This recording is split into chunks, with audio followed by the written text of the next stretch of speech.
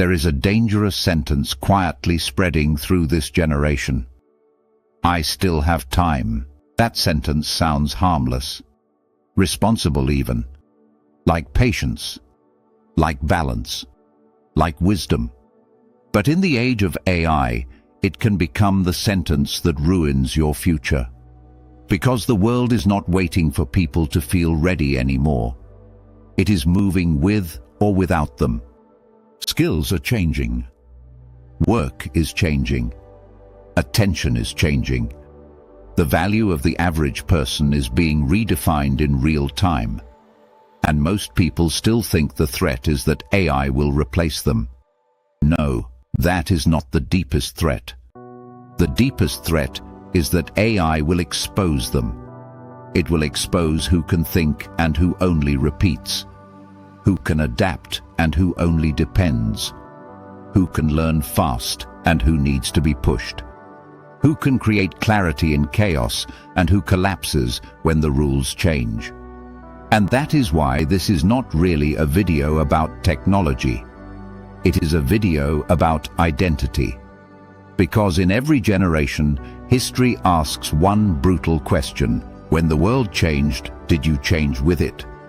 Or did you keep doing what felt comfortable until comfort became a trap? If this video helps you see your future more clearly, take 1 second right now to like the video, subscribe, and share it with someone who needs this message. And as you listen, comment this phrase, I will adapt. Not for the algorithm, not for me, for yourself. Because by the end of this video, I want that sentence to mean something real. Chapter 1. The real danger is not AI. It is passivity. Most people imagine disruption as something dramatic. A machine arrives. A company fires everyone. A robot takes over. The world changes overnight. But that is not how most lives fall behind. People fall behind quietly. A little less curiosity. A little more avoidance. A little more scrolling. A little more pretending that what worked yesterday will still work tomorrow. That is how decline really happens. Not with an explosion, with drift. And drift is deadly in a fast-moving age. Because when a new tool enters the world, it does not punish everyone equally. It rewards the alert, the humble, the experimental, the people willing to look foolish for a while, the people willing to learn before they are forced to. Meanwhile, the passive person tells themselves comforting lies. I'm sure this is just hype. My field is different. I'll learn later. I'm too busy right now. I'm not a tech person. Once things settle down, then I'll pay attention. But history has no mercy for those sentences. The people who say them are usually not protecting peace. They are protecting ego. And ego is expensive in times of change. Because learning something new always attacks the image you had of yourself. It forces you to admit that you do not know. That you are slower than beginners. That younger people may understand something before you do. That the old way is no longer enough. That your past competence does not automatically guarantee your future relevance. That is painful. But do you know what is more painful? Becoming invisible. Watching opportunities go to people who are not necessarily wiser than you, deeper than you, or better than you, but who adapted before you did. That pain is harder to live with. So let's say something clearly. AI is not dividing the world into technical people and non-technical people. It is dividing the world into active people and passive people. That is the real split. You do not need to become a machine learning engineer. You do not need to become some futuristic genius. You do not need to master every new tool the week it appears. But you do need a new posture toward reality. You need to become the kind of person who moves toward change instead of hiding from it. The kind of person who says, "Let me test this. Let me understand this. Let me see how this changes my work. Let me learn enough to stop being intimidated." Because the intimidated mind does not think clearly. It avoids. It delays. It defends itself. It becomes cynical. And cynicism is one of the fastest ways to become obsolete while pretending to be intelligent. Some people laugh at what they fear. Some criticize what they have not studied. Some mock what they secretly know they should be learning. That is not wisdom. That is self-protection. And self-protection can look smart right up until the moment life passes you by. The truth is, every powerful shift in history creates two emotional reactions: curiosity and resistance. Curiosity says, "What is this? How do I use it? What does it change? How can I grow through this?" Resistance says, "I hate this. This is stupid. This is dangerous. This is not for people like me. I want the world to go back." Now be careful here. Not all caution is bad. Not all skepticism is foolish. Every powerful technology should be questioned. Every major shift should be examined. Blind acceptance is not wisdom, but blind rejection is not wisdom either. And many people confuse discomfort with discernment. They say they are being thoughtful, but really they are just being threatened. This is why mindset now matters more than ever, because the winners of this era will not simply be the people with the highest IQ, or the best degrees, or the loudest confidence. It will be the people who stay teachable. Teachable when their pride is hit. Teachable when the tools are confusing. Teachable when the younger generation learns faster. Teachable when the industry starts changing shape. Teachable when the old map no longer works. That is power. The humble mind survives. The rigid mind breaks. And maybe that is the first uncomfortable truth we need to accept in this video. The future does not belong to the most comfortable. It belongs to the most adaptable. So before we go any further, ask yourself this honestly. Where in your life have you already become passive? Where are you consuming more than creating? Where are you reacting more than learning? Where are you hoping things stay the same because you are afraid of who you might need to become if they do not? That question matters, because AI is not just changing the marketplace, it is revealing character. It is revealing who waits, who blames, who experiments, who grows, who freezes, who reinvents. And the people who rise in this era will not be the people who panic the most. They will be the people who decide early that passivity is no longer an option. That is where all transformation begins. Not with perfect knowledge, not with perfect confidence, not with perfect timing, but with a decision. A quiet, private decision. I will not sleep through a turning point in history. I will not let fear disguise itself as wisdom. I will not cling to an old version of myself while the world moves on.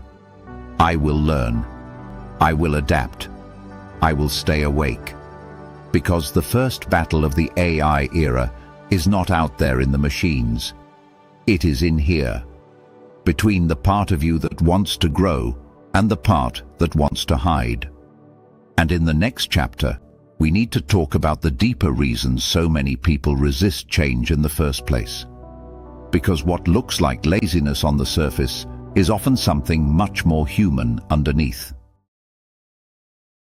Chapter 2. Why people resist change even when they know they should adapt. Most people do not resist change because they are stupid. They resist change because change is personal. It does not just ask you to learn something new, it asks you to let go of something old. And that is where the real pain begins, because every old habit carries a hidden identity. Maybe you were the person who was always competent, the one who knew how things worked, the one others came to for answers, the one who felt secure because experience gave you control. Then suddenly, a new era begins. New tools appear. New systems spread. New language enters your field. New expectations rise. And for the first time in a long time, you do not feel powerful. You feel behind. That feeling is heavier than most people admit, because the mind can tolerate hard work more easily than it can tolerate feeling irrelevant. And that is why resistance often wears a mask. It does not always say, "I am afraid." Sometimes it says, "This is overrated. This is not real skill. This will pass. This is ruining everything." People should just do things the normal way. Listen carefully to those sentences. Sometimes they are thoughtful, but many times they are grief. Grief for a version of the world that made you feel useful. And once you understand that, you start seeing people differently. You stop asking, "Why are they so lazy?" And you start asking, "What are they afraid of losing?" Because beneath most resistance, there is usually one of 4 fears. The first fear is the fear of looking foolish. This one controls more lives than people realize. A person would rather stay average in private than risk being bad at something in public. They would rather protect the image of intelligence than go through the awkward stage of learning.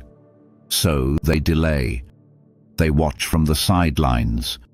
They overthink. They consume endless opinions.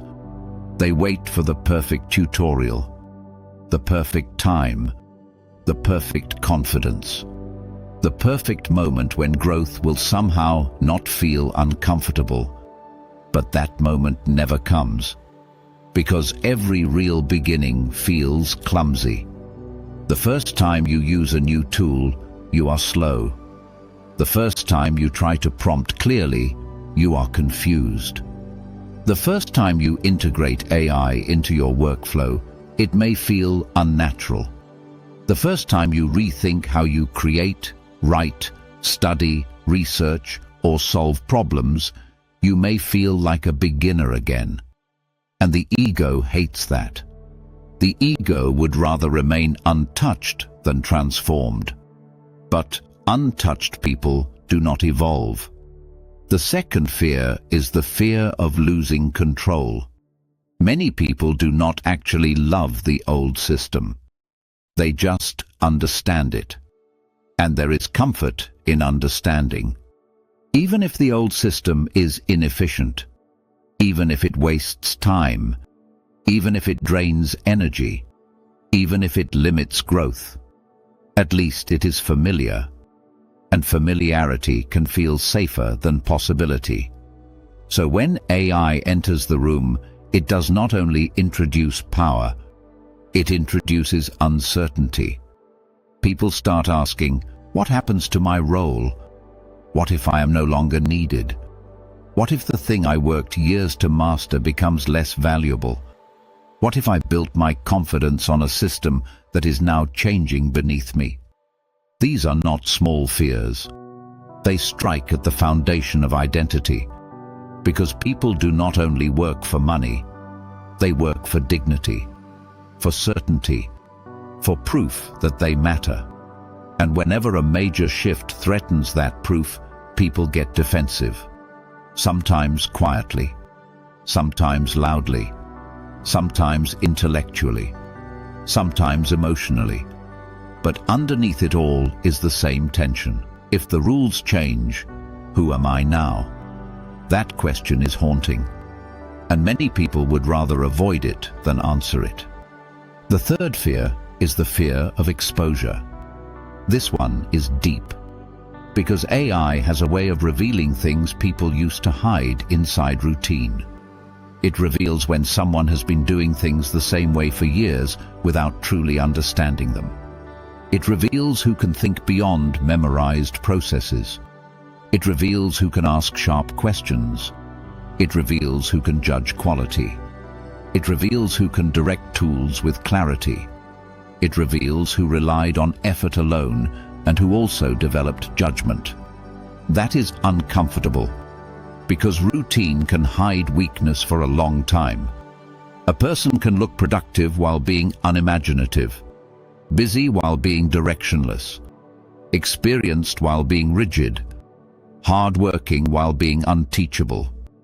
And when a new tool suddenly compresses time, speeds up output, and lowers the value of basic repetition, what remains is not your busyness. What remains is your depth. That is why this era feels so intense. It is not only changing systems, it is stripping away illusions. And that can feel brutal if your identity depended on those illusions. The fourth fear is the fear of becoming unnecessary. This is the fear people talk about the most. But it is not always the one they understand the best. Because what most people actually fear is not unemployment alone. They fear insignificance. They fear becoming the kind of person the world can move around. The kind of person no one consults, no one needs, no one notices, no one trusts with meaningful problems. That fear is ancient. It is bigger than technology. It lives in almost every human heart, the fear that one day the world will no longer have a place for what you offer. And that is why the AI era feels emotional even when people pretend it is just technical. Because the real battle is not about software. It is about worth. Do I still matter? Can I still contribute? Is there still a place for me? Can I still become someone valuable in a changing world? The answer is yes, but not automatically. And that is the part many people do not want to hear. Your value in a changing era does not come from demanding that the world slow down for you. It comes from becoming the kind of person who can still create value inside change. That is the shift. And once that truth lands, everything becomes clearer. You stop waiting for reassurance. You stop asking whether the world should have changed. You stop clinging to fairness as a strategy. And you begin asking better questions. What strengths become more valuable now? What weaknesses do I need to face? What kind of thinking cannot be automated easily? What kind of character becomes more important when tools become more powerful? How do I become a person who is not erased by change, but sharpened by it? Those are the right questions. Because resistance keeps you emotionally loyal to a disappearing past. Adaptation builds loyalty to your future. And those two loyalties cannot live in the same place for long. At some point, you must choose. Will you keep protecting the version of you that felt safe yesterday? Or will you build the version of you that can still matter tomorrow? That is the real choice. And please notice something important. Adapting does not mean worshipping every trend. It does not mean losing your humanity. It does not mean becoming a machine. It does not mean abandoning wisdom, ethics, depth, or soul. It means refusing to let fear make your decisions. It means refusing to let wounded pride write your future. It means becoming honest enough to say, yes, this scares me. Yes, this changes things. Yes, I feel uncertain. But no, I will not freeze. That sentence is powerful. Because courage is not the absence of disruption. It is the decision to remain available to growth inside disruption. And maybe that is what so many people need to hear right now. You are not weak. because this era overwhelms you. You are not behind because you feel intimidated. You are not broken because you feel resistance. You are human. But you do become dangerous to your own future when you turn that resistance into identity. When "I feel overwhelmed" becomes "this is not for me." When "I need time" becomes "I will avoid this forever." When "I am uncertain" becomes "I will mock what I do not understand." That is the trap. The mind takes a temporary emotion and turns it into a permanent self-concept. And once that happens, growth gets harder. So this chapter is really an invitation. Not to become fearless, not to become perfect, not to suddenly love uncertainty, but to become honest. Honest about what you are resisting. Honest about what scares you. Honest about what version of yourself you are trying to protect. Honest about how much your pride may be costing you. Because once you become honest, you become teachable. And once you become teachable, you become powerful again. In the next chapter, we need to go deeper. Because adapting to the AI era is not mainly about learning tools. It is about building the kinds of human qualities that become even more valuable when machines get stronger. And that is where the real advantage begins. Chapter 3. The human qualities that become more valuable when machines get stronger. There is a mistake many people are making right now. They think the AI era is mainly a competition between humans and machines. It is not. It is a separation between shallow humans and deep humans. Because when tools become more powerful, average effort becomes easier to replace. But rare human qualities become harder to ignore. This is the part many people miss. The rise of intelligent tools does not make your humanity less important. It makes certain parts of your humanity more important than ever. Not all of them, but the right ones. Because if a machine can help write faster, summarize faster, organize faster, research faster, draft faster, and automate faster, then the question is no longer, can you produce something? The question becomes, can you produce something worth trusting? Can you think clearly? Can you see what others miss? Can you choose well? Can you understand people? Can you make wise judgments? Can you recognize nuance? Can you hold responsibility when the answer is not obvious? Can you bring depth where others only bring speed? That is where the real advantage begins. The future does not belong to the person who can simply do more. It belongs to the person who can do what matters. And that requires human qualities no machine can fully replace. The first quality is judgment. This may become one of the most valuable traits of the entire era. Because AI can generate options, but it cannot live with consequences the way you do. It can offer answers, but it cannot carry moral responsibility. It cannot understand your deepest values the way a mature human can. It cannot fully know what should be said, what should not be said, what matters most, what risk is acceptable, what trade-off is wise, what timing is appropriate, what truth needs courage, or what silence may be more powerful than speech. That is judgment. Judgment is what turns information into wisdom. And in an age overflowing with generated content, generated ideas, generated images, generated drafts, generated opinions and generated noise, judgment becomes gold. Because when everyone has access to speed, the person who knows what to do with speed becomes the one who stands out. So ask yourself, are you training judgment? Or are you only consuming output? Because there is a difference. A person with no judgment can use powerful tools and still create weak work. weak decisions, weak communication, weak strategy, weak priorities, weak ethics. The tool may be strong, but the mind directing it is still shallow, and shallow direction creates shallow results. The second quality is clarity. In a noisy age, clarity becomes power, not the power of domination, the power of direction.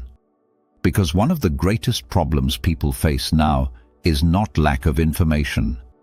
It is overload.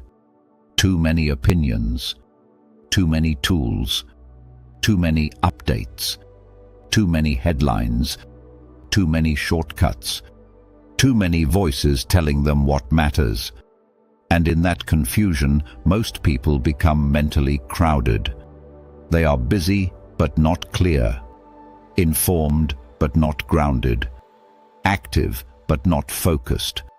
That kind of mind is easily overwhelmed. But the person who can create clarity becomes invaluable. The one who can say, here is the real problem. Here is the signal inside the noise. Here is what matters most. Here is what we should do next. Here is what to ignore. Here is the question no one is asking. That person becomes trusted, because clarity calms chaos, and trust follows clarity. This matters in every field, in business, in teaching, in leadership, in writing, in parenting, in teamwork, in research, in creative work, in problem solving. The clearer your mind, the more useful your presence becomes. The third quality is adaptability without self-betrayal. This is important, because some people hear the word adapt and imagine becoming fake. They imagine losing their values, copying every trend, abandoning depth for speed, changing themselves so often that they no longer know who they are. But real adaptation is not self-betrayal. It is intelligent flexibility. It is knowing what must change and what must stay rooted. The tools may change. The methods may change. The platforms may change. The workflows may change. The language may change. But certain things must remain steady. Integrity, discipline, thoughtfulness, compassion, responsibility, truthfulness, patience, standards. These are not outdated qualities. They are anchors. And in a rapidly shifting world, people trust anchored minds. The strongest person is not the one who never changes. It is the one who can change methods without losing character. That balance will matter more and more, because the future will tempt many people into becoming efficient but empty, fast but careless, productive but hollow, visible but shallow. Do not become that person. Let technology sharpen your reach, not erase your soul. The fourth quality is emotional resilience. This one is huge, because the AI era is not only technically demanding, it is psychologically demanding. It forces people to live with uncertainty, to relearn, to adjust, to feel outdated sometimes, to compete in new ways, to face faster comparison, to watch industries shift beneath their feet, to see people younger, faster, or earlier to the tools gain momentum. And if you are emotionally fragile, all of that can crush you.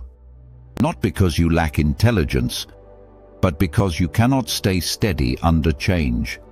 So resilience becomes a career advantage, a creative advantage, a leadership advantage, a life advantage. The person who can stay calm while learning has an edge. The person who can fail without collapsing has an edge. The person who can feel intimidated and still continue has an edge. The person who can be a beginner again without turning bitter has an edge. Do not underestimate this. Many people do not lose because they lack ability. They lose because discouragement becomes their identity. One confusing tool, one bad result, one awkward attempt, one younger expert, one moment of self-doubt. And suddenly they decide, maybe this world is not for me. That decision is rarely logical. It is emotional, which means emotional strength matters. You do not need perfect confidence. You need recovery speed. You need the ability to return, to recalibrate, to keep learning without dramatizing every difficulty. That kind of resilience will protect your future. The fifth quality is deep attention. This may be one of the most endangered qualities of all, because we are living in an age that trains interruption. Scroll, swipe, click, react, switch, consume, repeat. And the result is a fragmented mind. But meaningful work still requires depth. Real understanding requires depth. Real writing requires depth.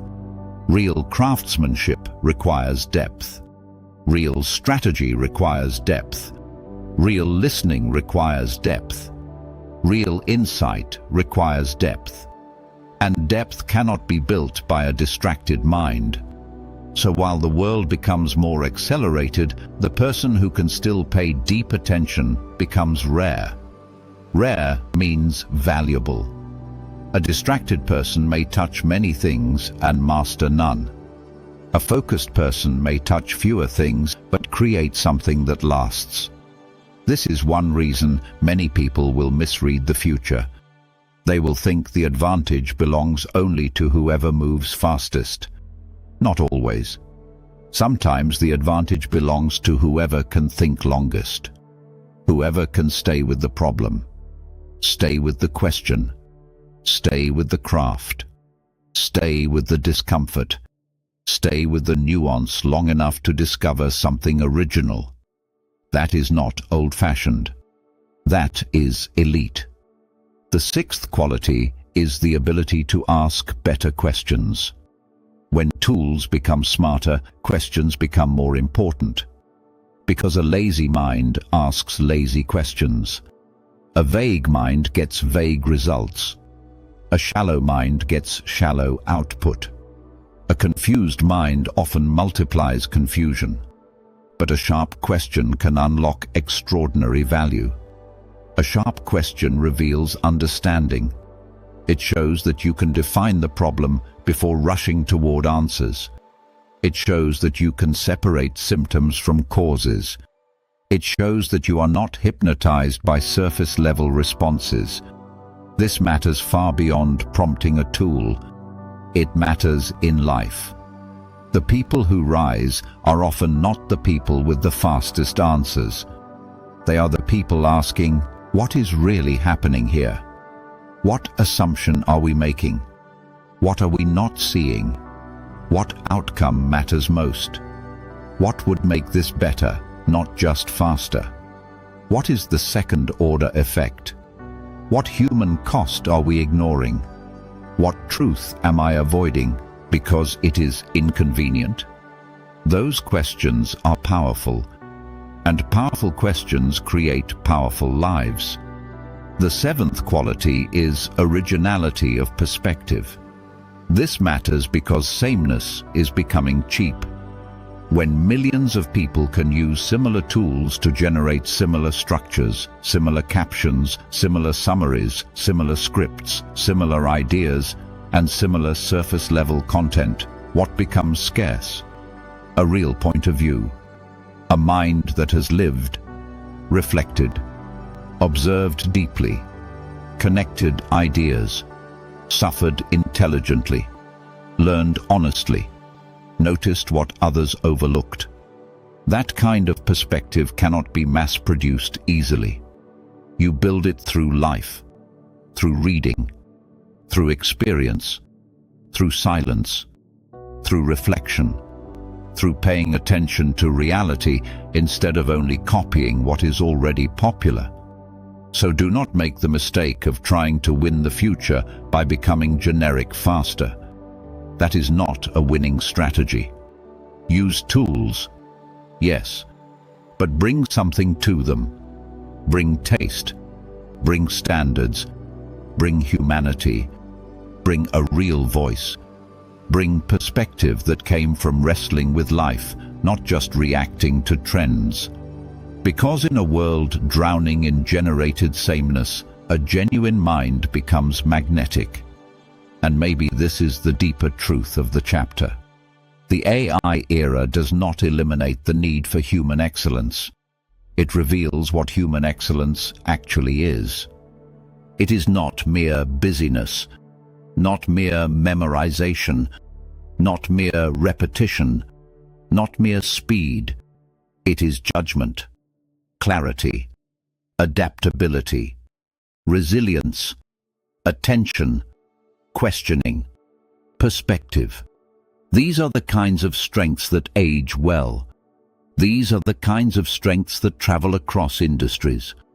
These are the kinds of strengths that remain valuable even when tools evolve. And notice what that means. Your future is not only about learning what the machine can do, it is about becoming someone the machine cannot replace easily. Someone who can guide, discern, refine, connect, prioritize, lead, create meaning, protect standards, carry wisdom, bring conscience into powerful systems. That is human work, deep human work. And the people who build those qualities now will not just survive this era. They will become more valuable because of it. So do not ask only, how do I keep up with AI? Ask something better. Who do I need to become in a world where intelligence is becoming cheap, but wisdom is still rare? That question can change your life. Because once you stop obsessing over the machine and start upgrading the human being using it, everything shifts. You become less reactive, less insecure, less impressed by hype, less threatened by change, and more dangerous in the best sense, more grounded, more capable, more useful, more thoughtful, more ready. In the next chapter, we need to face a hard truth that many people avoid, because some skills are becoming cheaper and some identities are built on those skills. So the next question is painful but necessary. What parts of you may no longer be enough in the world that is coming? Chapter 4. What parts of you may no longer be enough in the world that is coming? There is a painful truth most people would rather avoid. Some of the things that once made you valuable may not be enough anymore. Not because they were useless, not because your effort meant nothing, not because your experience has no worth, but because the world changes the price of different abilities. And when that happens, a person has two choices. They can evolve their value, or they can spend years resenting reality. Many people choose resentment. Not openly, not dramatically, but inwardly. They keep doing the same things, in the same way, with the same mindset, then quietly feel offended that the world no longer rewards them like it used to. That reaction is understandable, but it is not useful, because the market does not pay for how long you have existed. It pays for how useful you are now. Life is often the same, and that truth hurts when your identity is tied to old strengths. So this chapter is not about disrespecting your past. It is about refusing to build your future on expired assumptions. Because one of the most dangerous things a person can do in a changing age is confuse past usefulness with permanent relevance. They are not the same. A skill can be real and still become common. A role can be respected and still become compressed. A way of working can be effective and still become outdated. A person can be hardworking and still be falling behind. That is the tension. And until you accept it, you will keep misreading what this era is asking from you. For many people, the first thing that may no longer be enough is effort without leverage. This is hard to hear, especially for people who were raised to believe that working harder is always the answer. Work hard. Stay busy. Keep going. Put in the hours. Outwork everyone. That mindset can still take you far. But now there is a new question sitting beside it. Are you creating more value per hour or just spending more hours doing what could be done better? That question matters. Because AI rewards the person who combines effort with leverage. Someone who knows how to use tools wisely may now complete in 1 hour what another person takes 5 hours to finish. So the issue is no longer just dedication. It is direction. Not just how much energy you spend, but where you spend it. How intelligently you structure it. How wisely you multiply it. This means busyness alone is becoming less impressive. A person may feel exhausted every day and still be using their energy poorly. And that is a humbling realization, because many people took pride in being the one who worked hardest in the room. Now they may have to become the one who works most intelligently in the room. That is a different identity. The second thing that may no longer be enough is memorized competence. There was a time when knowing information gave you a major edge. And in many areas, knowledge still matters deeply. But raw access to information is no longer rare. What is becoming rarer is what you do with it. Can you interpret it? Can you question it? Can you connect it? Can you apply it wisely? Can you spot what is missing? Can you use it responsibly? Can you turn knowledge into action, insight, or better decisions? Because if your main value came from simply knowing what others could not easily find, that edge is weakening. Information is abundant. Understanding is not. This is why some people feel strangely threatened even when they cannot explain why. They spent years building confidence around being the one with answers. Now, answers are easier to generate. So the deeper question becomes, can you become the one with discernment? That is a harder kind of value, but it is a stronger one. The third thing that may no longer be enough is repetition-based work without higher-level thinking. This is one of the clearest shifts happening right now. Tasks built mostly on repetition, formatting, template, filling, basic summarizing, routine drafting, surface-level organizing, or predictable processing are becoming easier to automate, accelerate, or heavily compress. That does not mean those tasks vanish overnight, but it does mean their value changes. If 10 people can now do the work of 30 because tools handle the first draft, the first pass, the first sort, the first structure, then your advantage cannot stop at being able to do the first layer.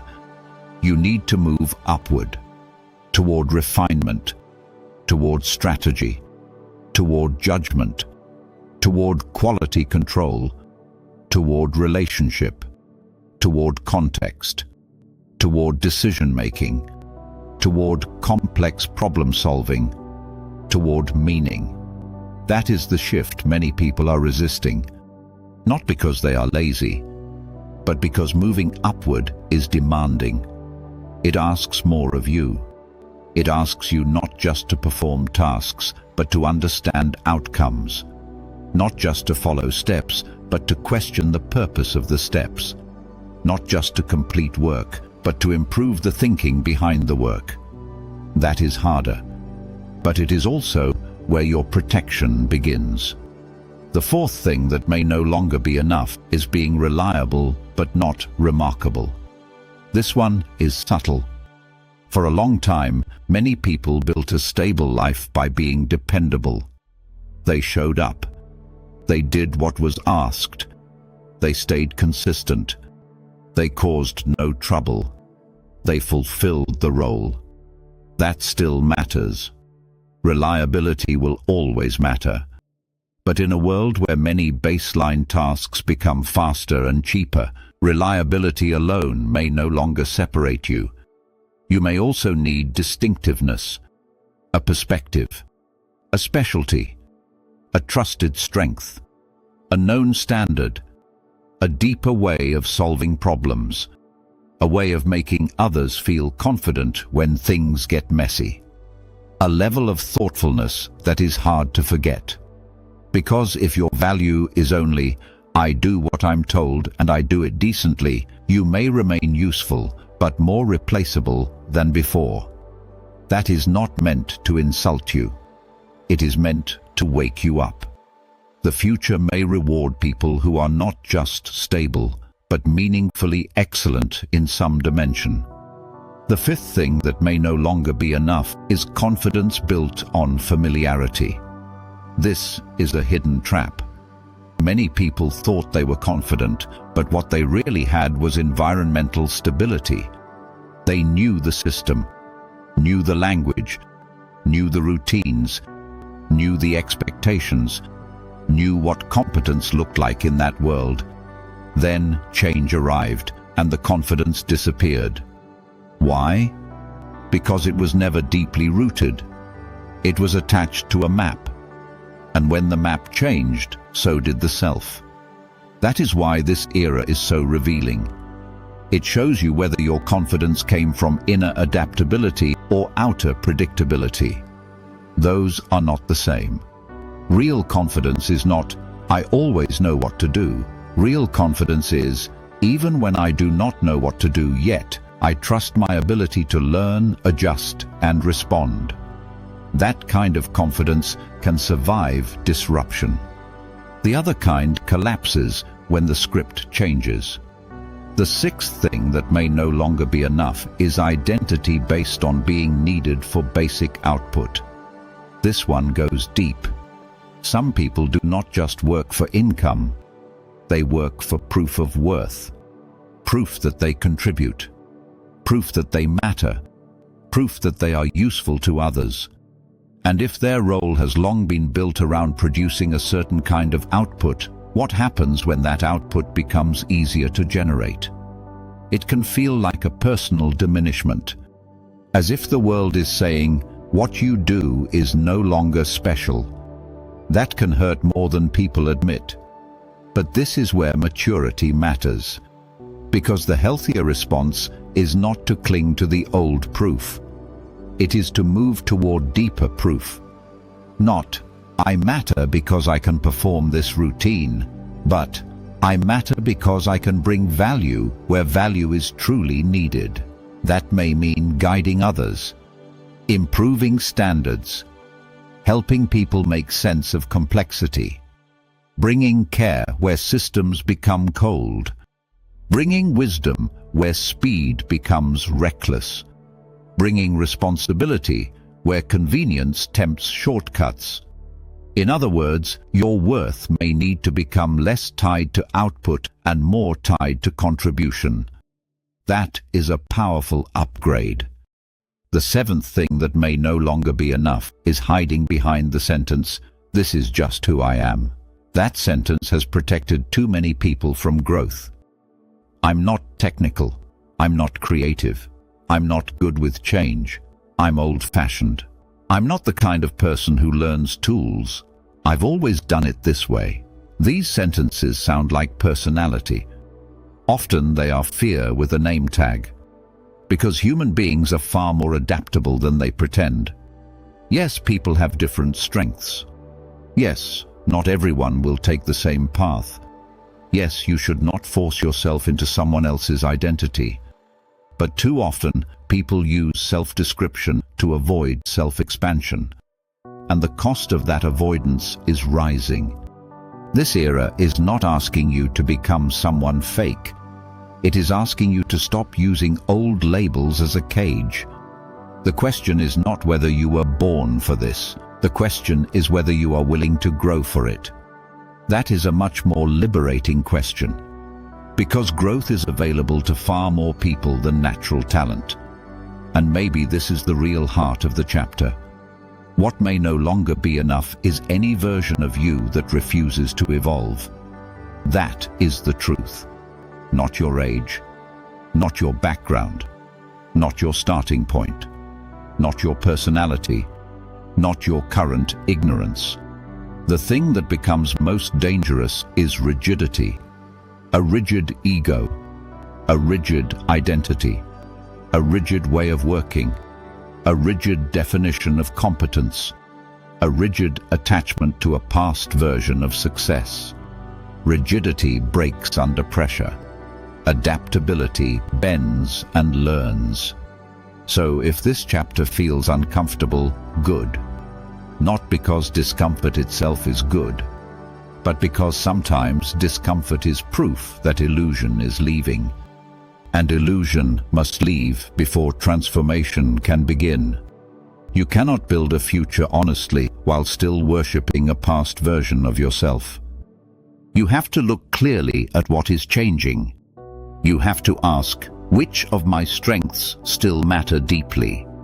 Which need to be upgraded? Which are now baseline? Which were never as safe as I thought?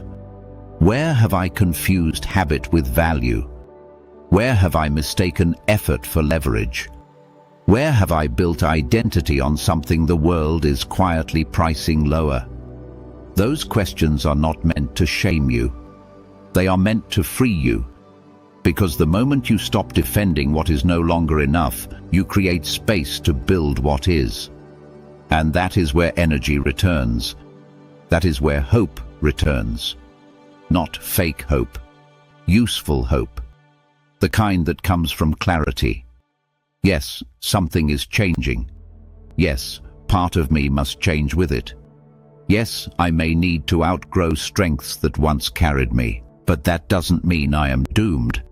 It means I am being invited upward, into a more thoughtful version of usefulness, a more mature version of confidence, a more leveraged version of effort, a more future-proof version of value. That is not loss. That is evolution, if you let it be. And in the next chapter, we need to become very practical. Because once you accept that some old strengths are no longer enough, the next question becomes urgent. So what should you build now?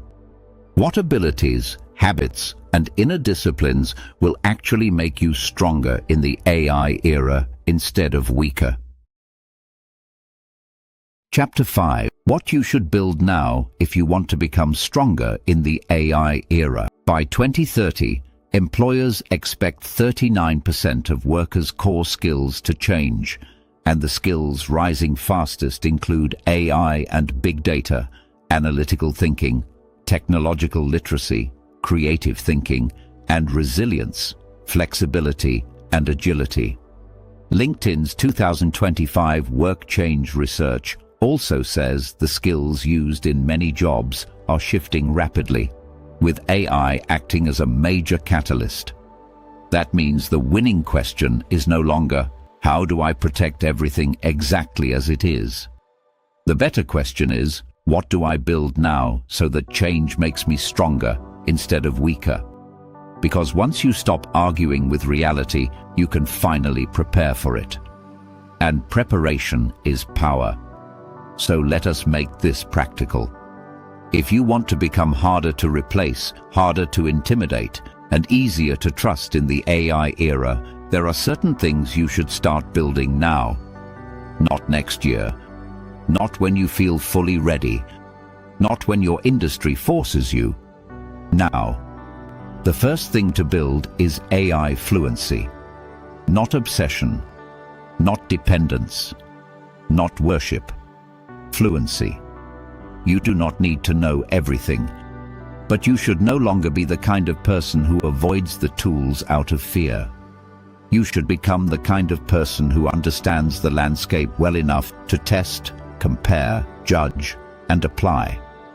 That means learning what these tools are good at, what they are bad at, where they save time, where they create risk, where they can help you think, where they can make you lazier, where they can improve your work, where they can quietly lower your standards if you are not careful. This is important, because people who refuse fluency become vulnerable. But people who chase fluency without judgment become careless. You want the middle path. Use the tool, but keep your mind awake. Experiment with summarizing, drafting, brainstorming, research support, idea organization, question refinement, learning assistance, planning, editing, comparison, pattern recognition. See where the tool helps.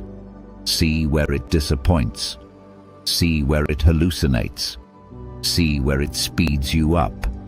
See where it makes you weaker if you stop thinking. That is how maturity develops. Not from watching endless opinions about AI. From contact. From disciplined use. From direct experience. The second thing to build is clear thinking. This may matter even more than tool access. Because once everyone has some version of the tool, the deeper difference becomes the mind using it. Can you define a problem clearly? Can you separate what matters from what is merely loud? Can you identify assumptions? Can you notice weak reasoning? Can you tell the difference between a polished answer and a wise answer? Can you detect when something sounds good but is actually shallow? These are survival skills now, because the world is filling with output, fast output, confident output, persuasive output, convenient output, and much of it will be mediocre. So if you want to become powerful in this era, do not just train yourself to generate. Train yourself to evaluate. A person who can think clearly will get more value out of any tool. A person who cannot think clearly will simply produce confusion faster. That is why clear thinking is leverage.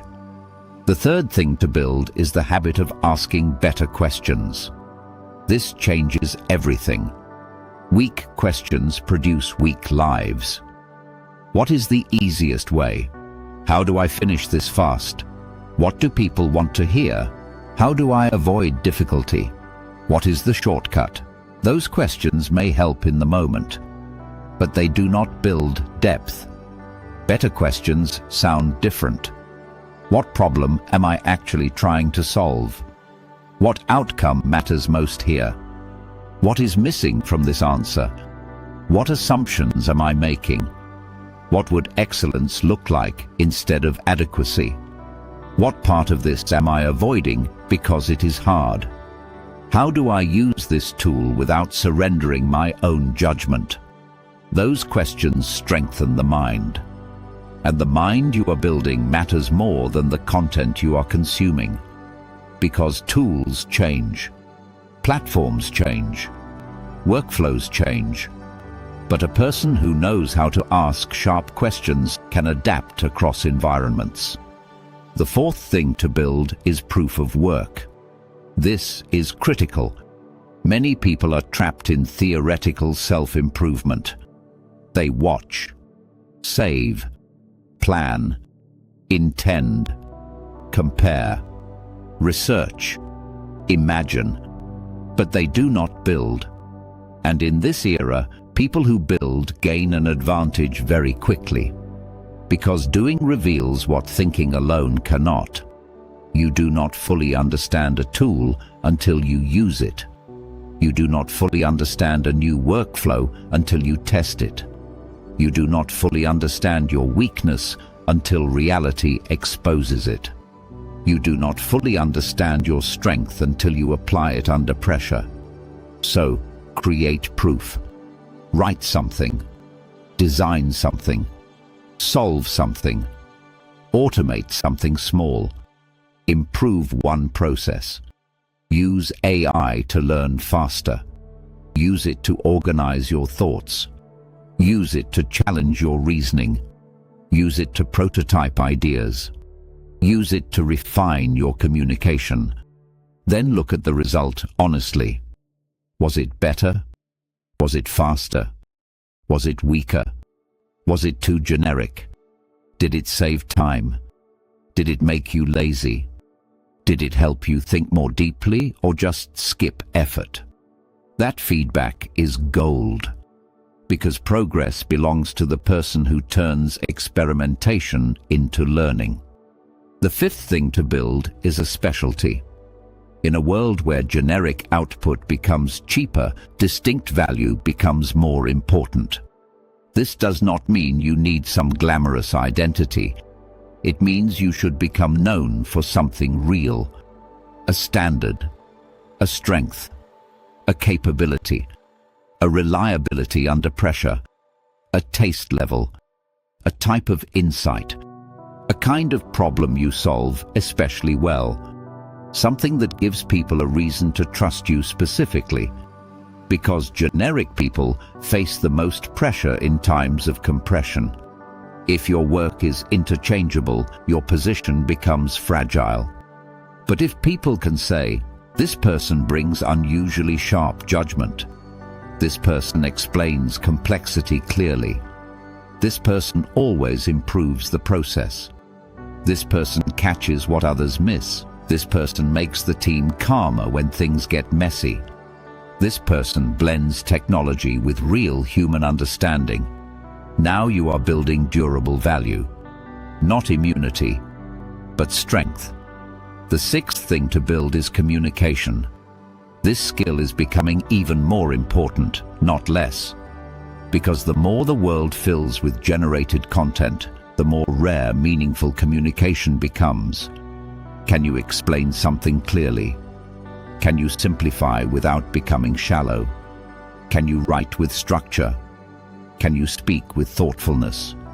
Can you persuade without manipulation? Can you help people understand what matters? Can you bring calm and direction when others are overloaded? That is powerful. Communication is not just presentation, it is translation.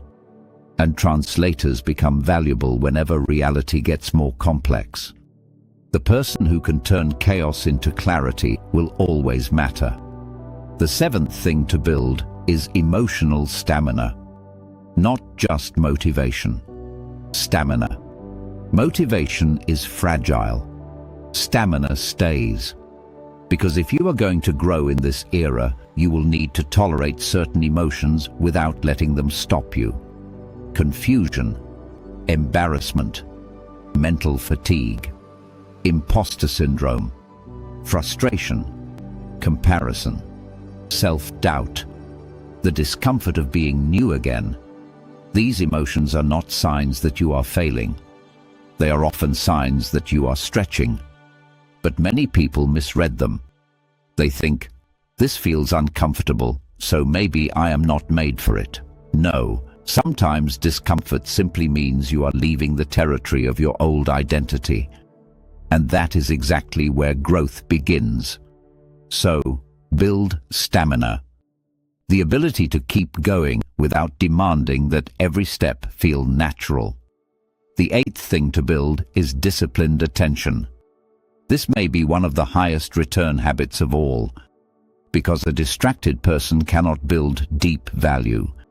A distracted person lives reactively, thinks reactively, learns reactively, creates reactively.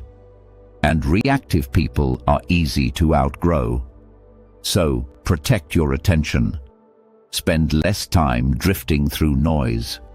Spend more time wrestling with things that matter. Study deeply. Read longer. Reflect more. Work without constant interruption. Think without immediately escaping discomfort. Attention is not just a productivity trick. It is identity training.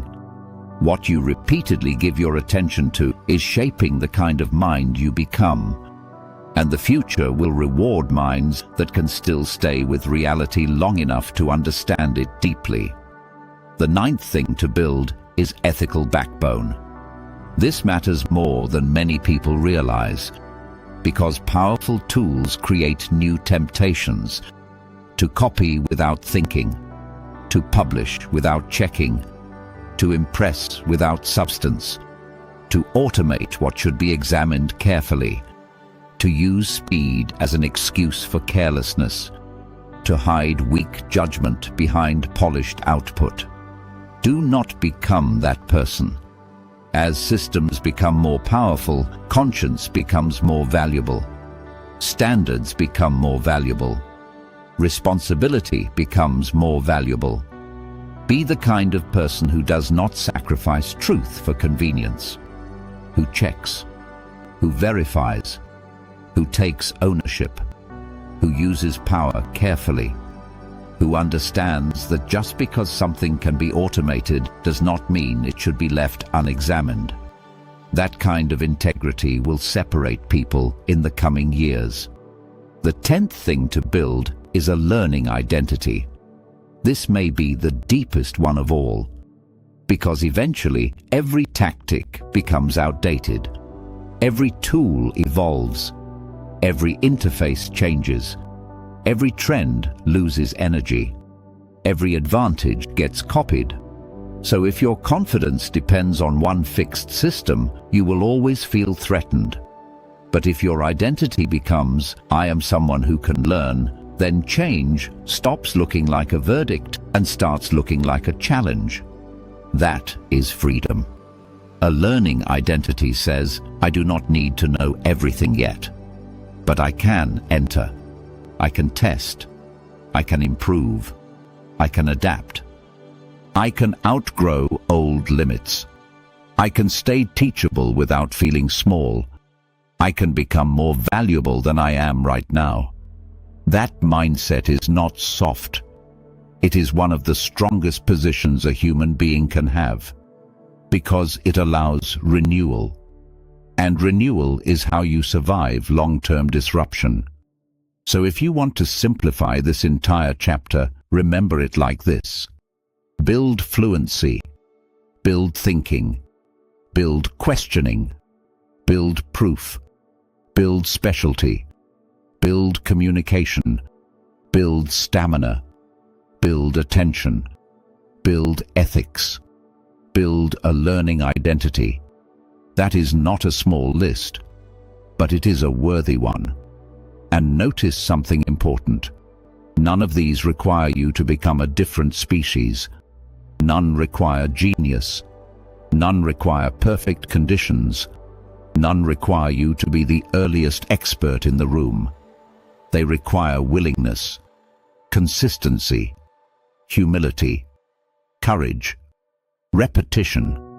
That is good news, because it means the door is still open. Not for the lazy, not for the rigid, not for the endlessly passive, but for the willing. And maybe that is what people most need to hear right now. You do not need to predict the entire future to prepare wisely. You just need to start becoming the kind of person who grows under pressure instead of shrinking under it. That is enough to begin. And in the next chapter, we need to face one of the biggest traps in the AI era, because many people will learn the tools but still lose themselves. So the next question is this: how do you use AI to become more powerful without becoming more shallow? Chapter 6: How to use AI without becoming more shallow. There is a trap hidden inside every powerful tool. It promises efficiency and slowly trains dependence. It offers speed and quietly weakens depth.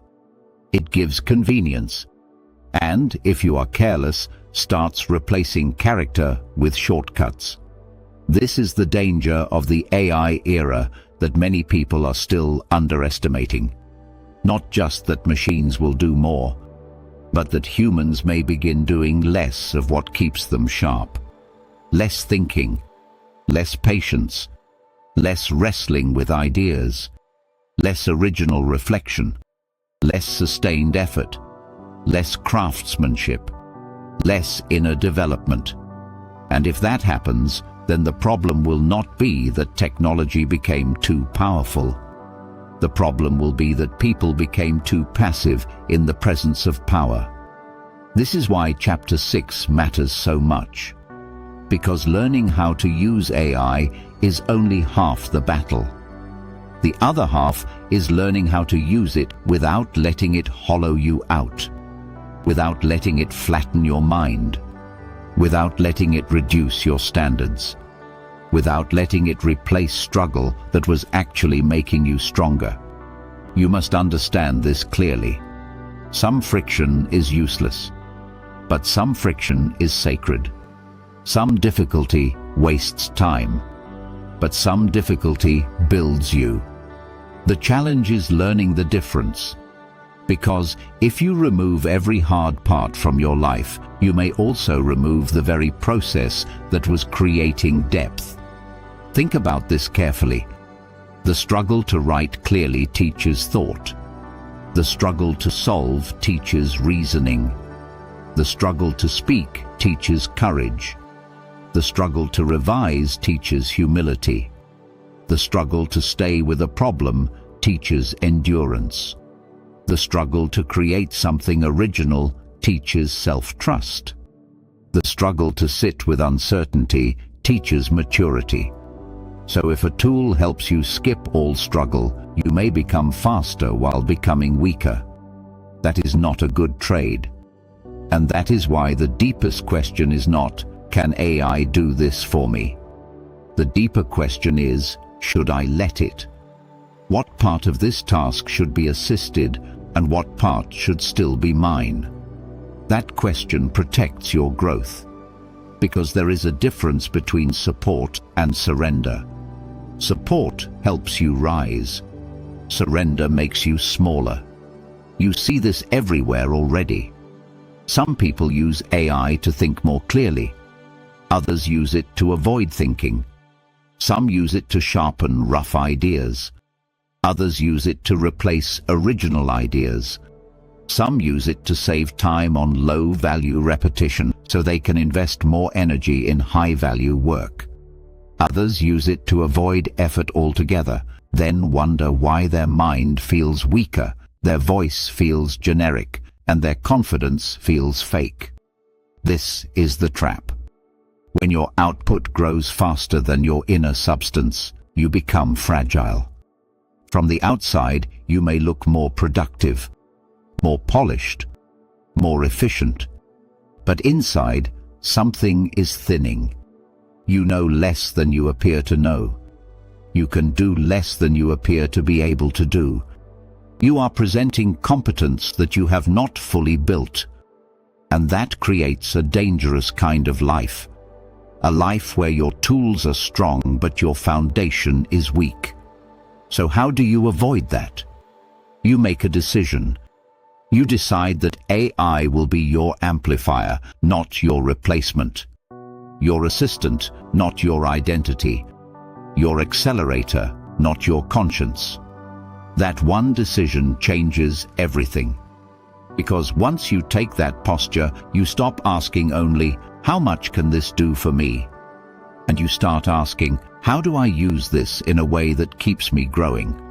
That is the right question. Use AI to accelerate research, but still train your ability to judge sources, patterns, and weak reasoning. Use AI to help structure ideas, but still train your ability to think from first principles. Use AI to refine drafts, but still train your ability to say something real. Use AI to automate routine steps, but still train your ability to understand the purpose behind the steps. Use AI to explore possibilities, but still train your ability to choose wisely. This is the balance. The machine can help you move, but it should not become the part of you that matters most. And maybe this is where many people lose the plot. They become obsessed with output and forget formation. They ask, how do I make more?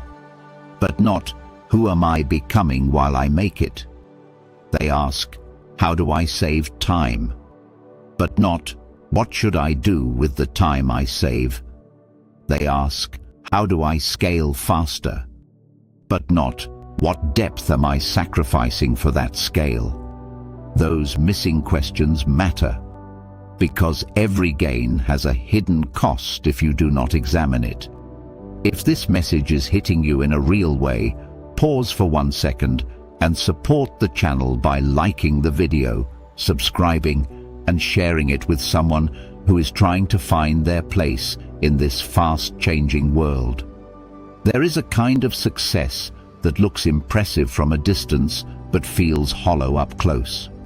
Fast growth, polished work, constant output, quick wins, efficient systems. But behind it, a person may be losing the very things that made their work meaningful. Their voice, their patience, their originality, their standards, their relationship with effort, their ability to sit with complexity, their inner honesty about what they actually know. Do not trade those away cheaply. They are worth more than convenience. This is why I believe one of the most important disciplines in the AI era is deliberate non-automation. That means choosing on purpose to still do some things the slower way, because the slower way is building you. To still write some thoughts yourself. To still solve some problems without assistance first. To still wrestle with ideas before asking for a summary. To still draft from your own understanding before asking for refinement. To still sit in silence long enough to hear your own mind. That is not inefficiency. That is training. And people who stop training the core of themselves will become increasingly dependent on external intelligence while their own intelligence quietly softens. That is not freedom. That is elegant weakness. The strongest people in this era will not be those who outsource everything. They will be those who know what to outsource and what must remain personal, what must remain human, what must remain earned. Because there are some things you should not want handed to you too quickly. Wisdom is one of them. Self-trust is one of them. Depth is one of them. A real voice is one of them. Those things are built through contact with difficulty, through reflection, through revision, through failure, through attention, through time. And time still matters, even in a faster world, especially in a faster world. Because when speed becomes normal, depth becomes rare, and rare things become valuable. This means your job is not simply to become faster. Your job is to become more intentional. Intentional about what you consume. Intentional about what you automate. Intentional about what you keep practicing. Intentional about what you protect from convenience. Protect your attention from fragmentation. Protect your standards from laziness. Protect your voice from imitation. Protect your judgment from blind trust. Protect your character from shortcuts that make you look better than you really are. That last one matters deeply, because in the AI era, it will become easier and easier to appear impressive, and easier to forget that appearance is not substance. A polished answer is not the same as understanding. A smooth paragraph is not the same as insight. A beautiful presentation is not the same as wisdom. A quick result is not the same as mastery. Never confuse assisted appearance with earned ability. If you do, you may build a life that looks advanced while remaining internally unprepared. And one day, reality will expose the gap. So let the tool help you, but never let it lie to you about yourself. Stay honest. Ask, do I really understand this, or did I only generate something that sounds like understanding? Can I explain this without support, or have I become dependent on polished output? Did this tool help me think, or did it help me avoid thinking? Am I becoming more capable, or just more efficient, at hiding my weaknesses? These are uncomfortable questions, but they protect your future, and they protect your soul. Because this conversation is not only about work, it is about what kind of human being you are becoming in a world full of assistance. Will you become more awake or more numb? More thoughtful or more automated inside? More honest or more performative? More disciplined or more convenience-driven? These are spiritual questions as much as practical ones, because every tool eventually tests the character of the person using it. Power always does. If a person has weak standards, power amplifies carelessness. If a person has vanity, power amplifies performance. If a person has laziness, power amplifies avoidance. But if a person has humility, discipline, and sincerity, power amplifies contribution. So the issue is not just the tool, it is the self holding the tool. That is why inner work still matters, maybe more than ever. Build the habit of stopping before publishing. Build the habit of checking before trusting. Build the habit of thinking before repeating. Build the habit of refining before presenting. Build the habit of asking whether speed has actually improved quality. These small disciplines will save you. Because one of the easiest ways to become shallow is to let convenience make all your decisions. Convenience is not evil, but it is not a wise master. A meaningful life requires more than convenience. It requires choice, restraint, reflection, purpose. And perhaps that is the real lesson of this chapter. You do not become deep by rejecting technology, and you do not become wise by embracing it blindly. You become strong by using powerful things without surrendering the parts of you that must remain strong. Your attention, your thought, your standards, your conscience, your voice, your depth. Keep those alive. Let AI remove what is mechanical so you can invest more in what is meaningful. Let it reduce waste, not replace growth. Let it support excellence, not counterfeit it. Let it strengthen your work, not weaken your soul. Because the people who matter most in the coming era will not be those who merely know how to use the most tools. They will be those who used powerful tools while remaining deeply human. And that is harder than it sounds. But it is the path worth taking. In the next chapter, we need to talk about something even more practical. Because once you understand how not to become shallow, the next question becomes urgent. How do you actually start adapting when you already feel behind? Chapter 7. How to start adapting when you already feel behind. There is a feeling that stops many people before they even begin. It is not laziness. It is not lack of potential. It is not always lack of discipline. It is the feeling of being late. The feeling that others already know more. Others already started. Others already understand the language. Others already built momentum. Others are already ahead, and you are now trying to enter a race that feels half-finished. That feeling is heavy, because when people feel behind, they often do not start small. They panic big. They compare. They overwhelm themselves. They open too many tabs. They make impossible plans. They try to learn everything at once. They mistake urgency for strategy. And then, because the whole thing feels too big, they quit before they build any real traction. This is one of the most common mistakes in times of change.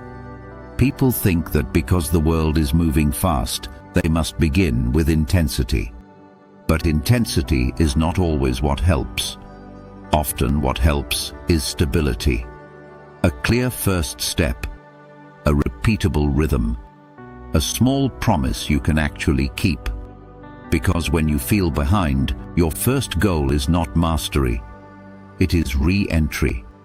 You are trying to re-enter movement, re-enter learning, re-enter courage, re-enter momentum. And momentum is fragile in the beginning. So do not crush it with perfection. This is where many people lose themselves. They say, I need to catch up. And what they really mean is, I need to erase the discomfort of being a beginner. But you cannot erase that discomfort. You have to walk through it. Slowly, honestly, without drama. This is the first truth you need if you already feel behind. You do not catch up by obsessing over the gap. You catch up by closing the distance one real step at a time. That is how all transformation works. Not with one huge burst of identity. With repeated contact. 1 hour of focused learning. One tool tested honestly. One workflow improved. One skill practiced. One fear faced. One piece of proof created. One confusing thing understood a little better than yesterday. That is how the fog begins to lift. So if you feel behind, stop asking, how do I become advanced quickly? Ask something more useful. What is the next honest move?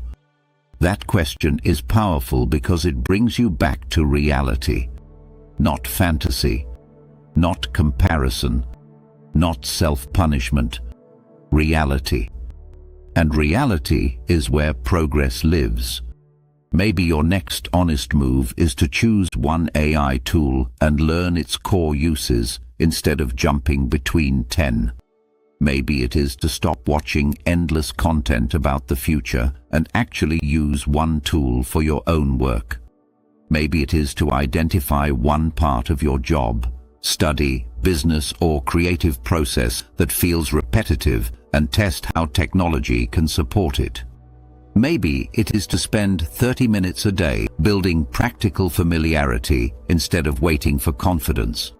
Maybe it is to admit that what overwhelms you most is not the technology itself, but the feeling of not wanting to look foolish. That honesty matters. Because once you name the real obstacle, you stop fighting shadows. And many people are fighting shadows right now. They say, I am overwhelmed by AI. But what they often mean is, I am overwhelmed by uncertainty, by comparison, by the fear of not understanding, by the fear that I waited too long, by the fear that other people adapted faster than I did. That is different. And once you see that, you can respond more wisely. You do not need to solve the entire future. You need to calm your relationship with beginning. That is the work. You need to become the kind of person who can start imperfectly without turning imperfection into shame. Because shame freezes people. It tells them, you should already know this. You should already be better. You should not be this slow. You should not need help.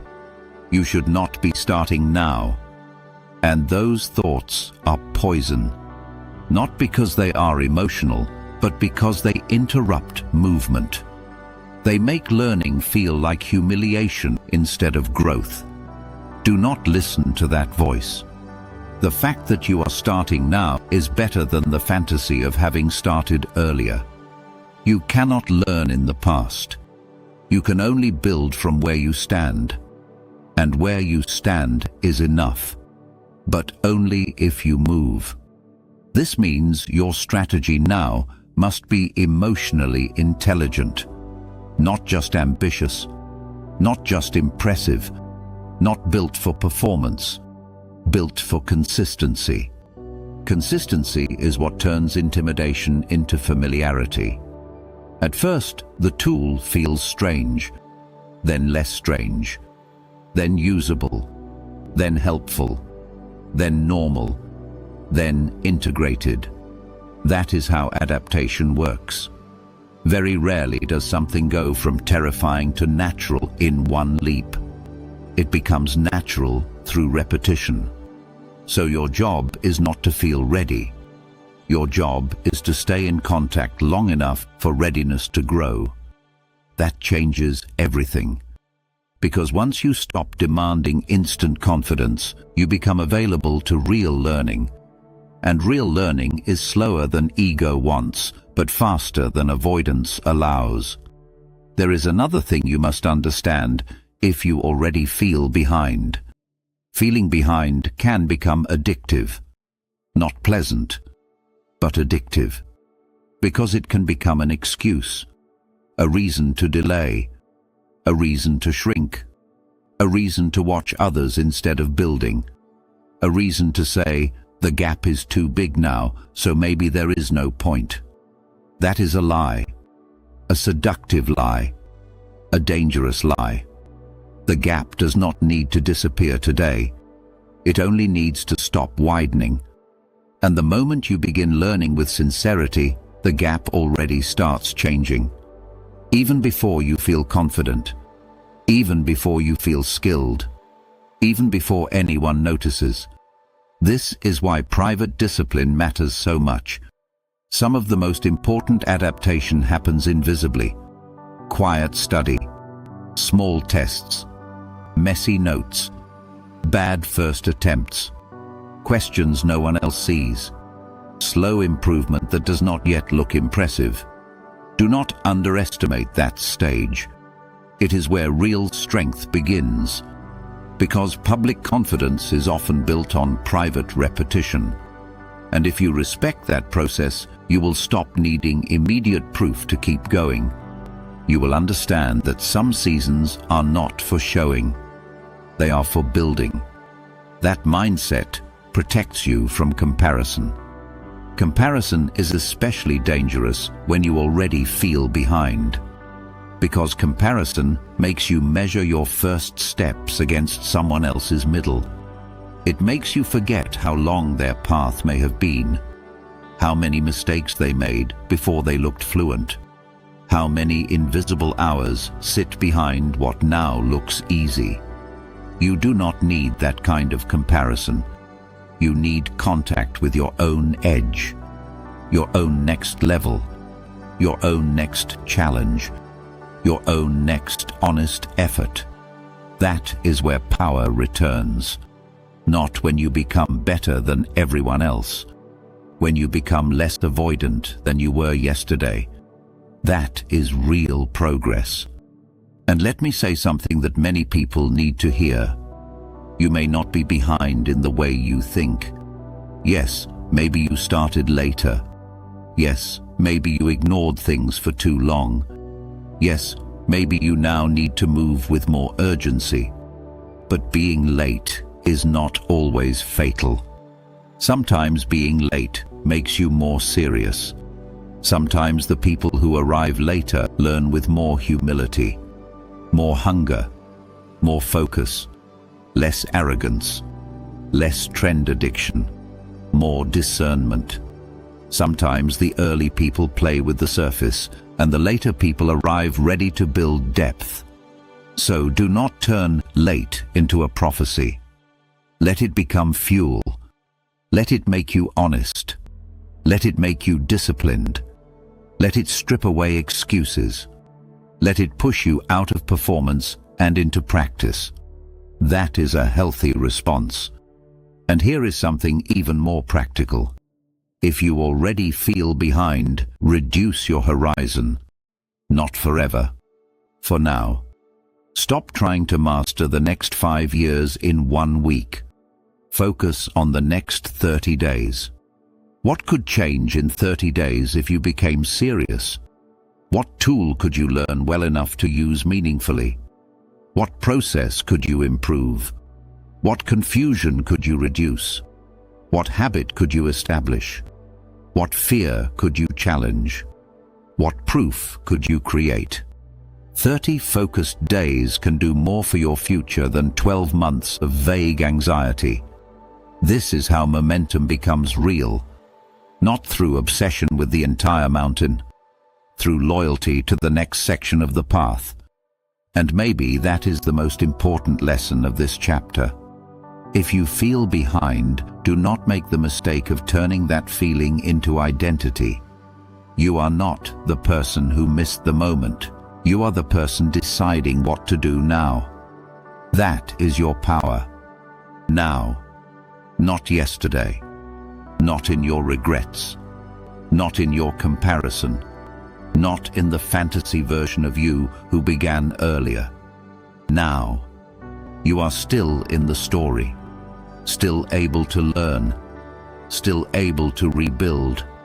Still able to outgrow old passivity.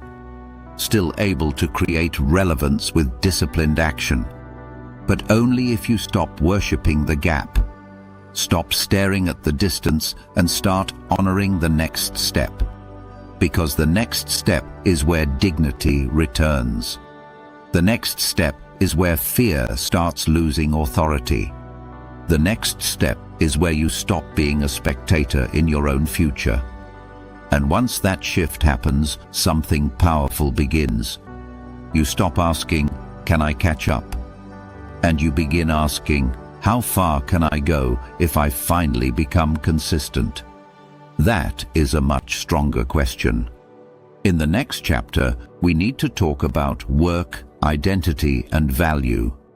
Because many people are not only afraid of learning new tools, they are afraid that the thing they built their life around may no longer matter in the same way. And that fear deserves to be faced directly. Chapter 8. When your work is changing and you do not know what your value is anymore, there is a kind of fear that goes deeper than losing money, deeper than losing status, deeper than learning a new system, deeper even than feeling behind. It is the fear of losing your place. The fear that the thing you spent years becoming good at may no longer hold the same weight. The fear that the role you built your routine around is shifting. The fear that the work that once made you feel useful is being redefined, compressed, or quietly priced lower. That fear is not small. Because for many people, work is not just how they survive. It is how they locate themselves in the world. It answers questions like, what do I contribute? Why do people need me? What am I good at? Where do I fit? How do I prove that I matter? So when a major shift arrives, it does not only disrupt tasks, it disrupts identity. And that is why this moment feels so personal for so many people. Because the question underneath all the noise is not just, what will happen to jobs?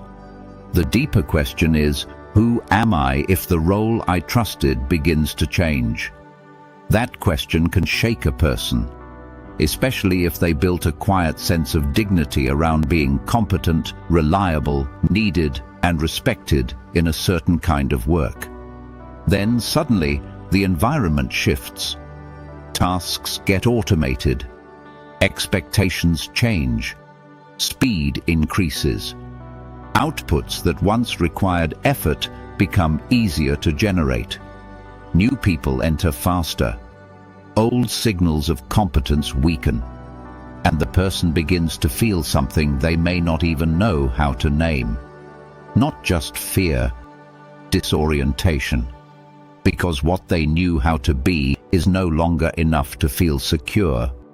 This is one of the hardest transitions a human being can face. Not because they are incapable, but because identity does not like uncertainty. It wants a stable mirror. a stable role, a stable script, a stable reason to feel valuable. But life does not always give that, especially not in turning points. And the AI era is a turning point, which means many people are now being invited into a deeper question than they expected. Not, how do I protect every old version of my work? But, what is the deeper value I actually bring, even as the form of the work changes? That question is everything. Because if you answer it honestly, you stop clinging only to old tasks and start discovering your real contribution. Maybe your value was never just in writing the report. Maybe it was in seeing what mattered, making sense of complexity, and helping others trust the conclusion. Maybe your value was never just in organizing the workflow. Maybe it was in spotting inefficiency, bringing order to confusion, and helping people move with less friction. Maybe your value was never just in producing content.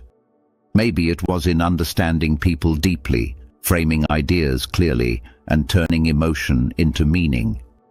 Maybe your value was never just in doing the first layer of the task.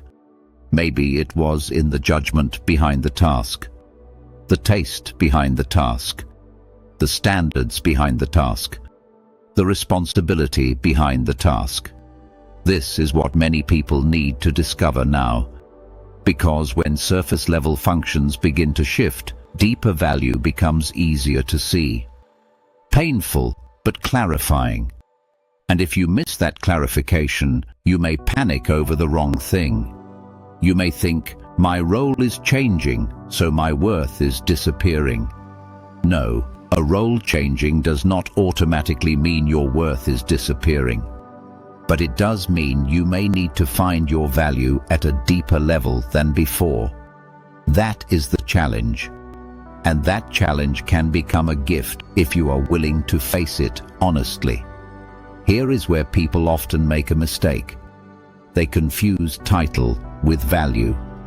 They confuse routine with value. They confuse familiarity with value.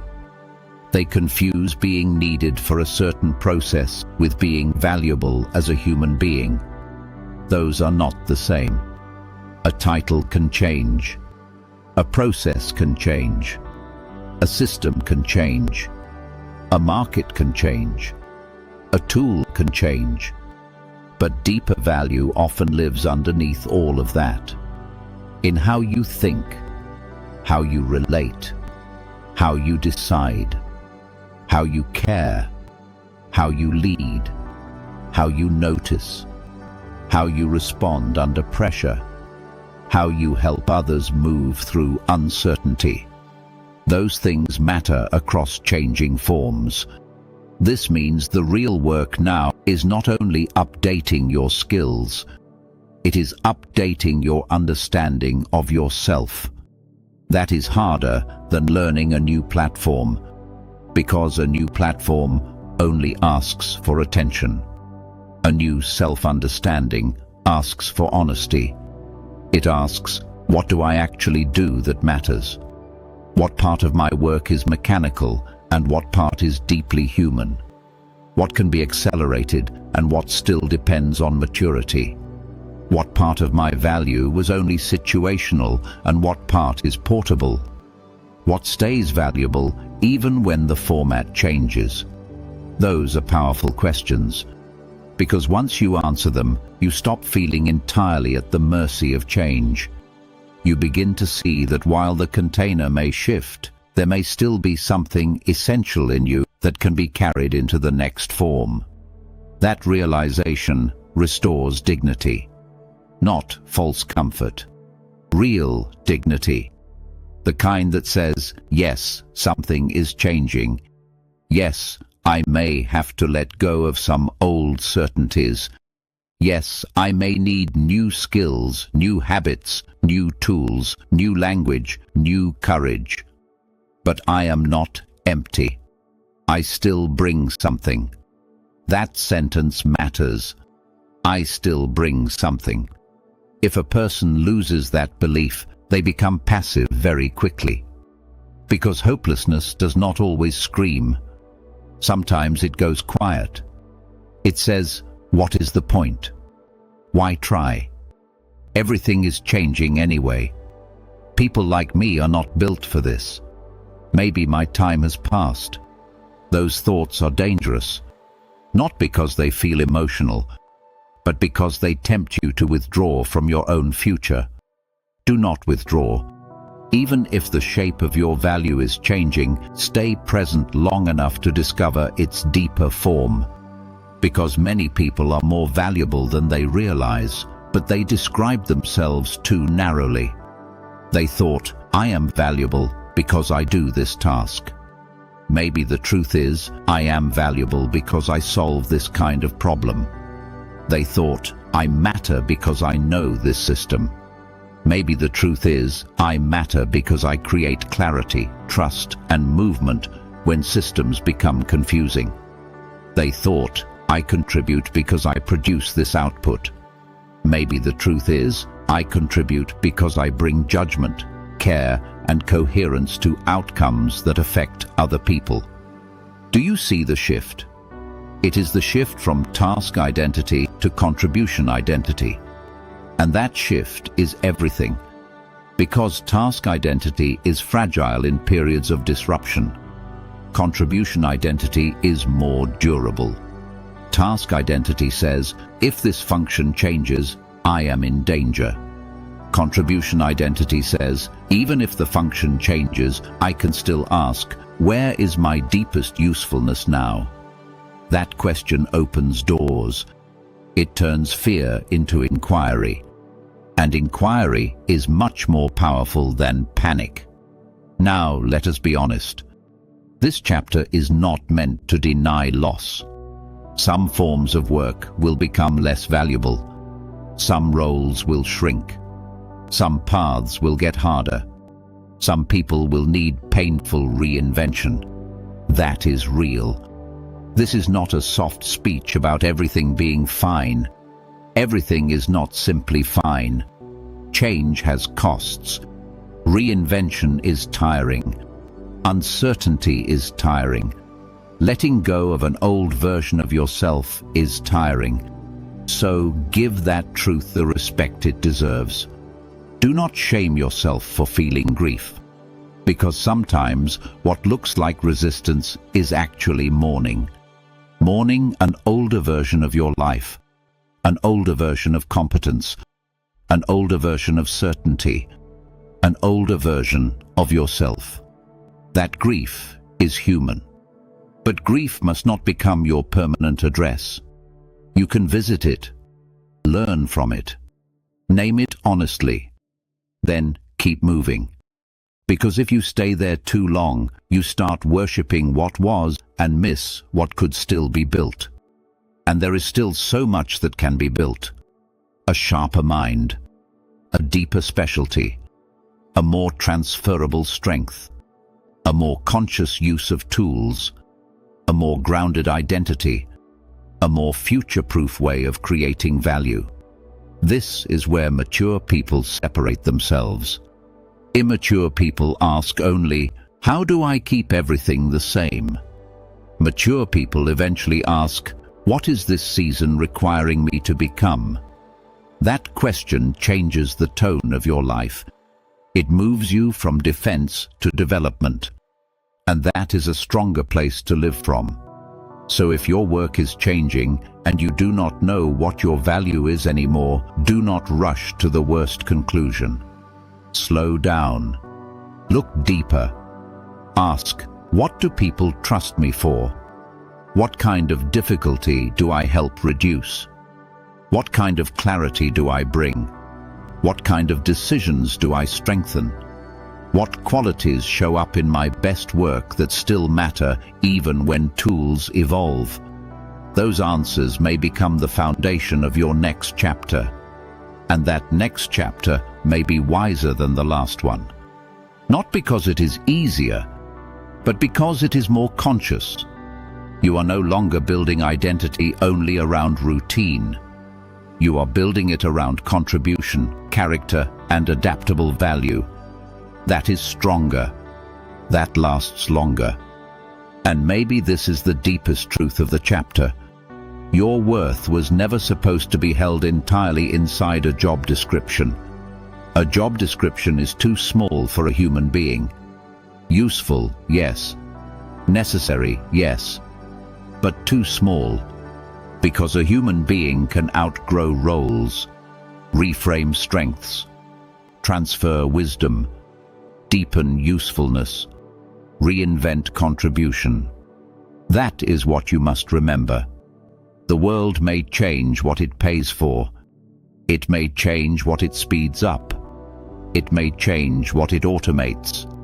It may change what it notices first. But it does not get the final word on your potential. You still have agency. You still have depth to build. You still have value to clarify.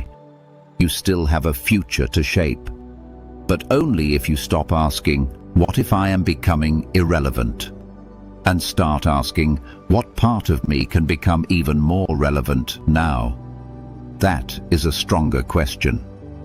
A braver question. A future-facing question.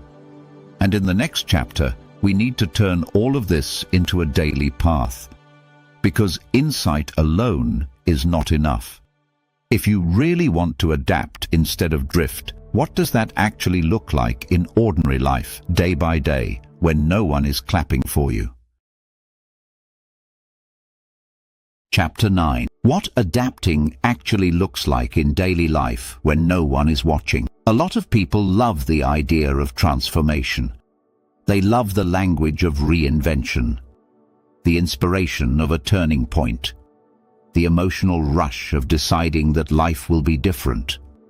But very few people love the daily shape of change, because real adaptation is usually not dramatic.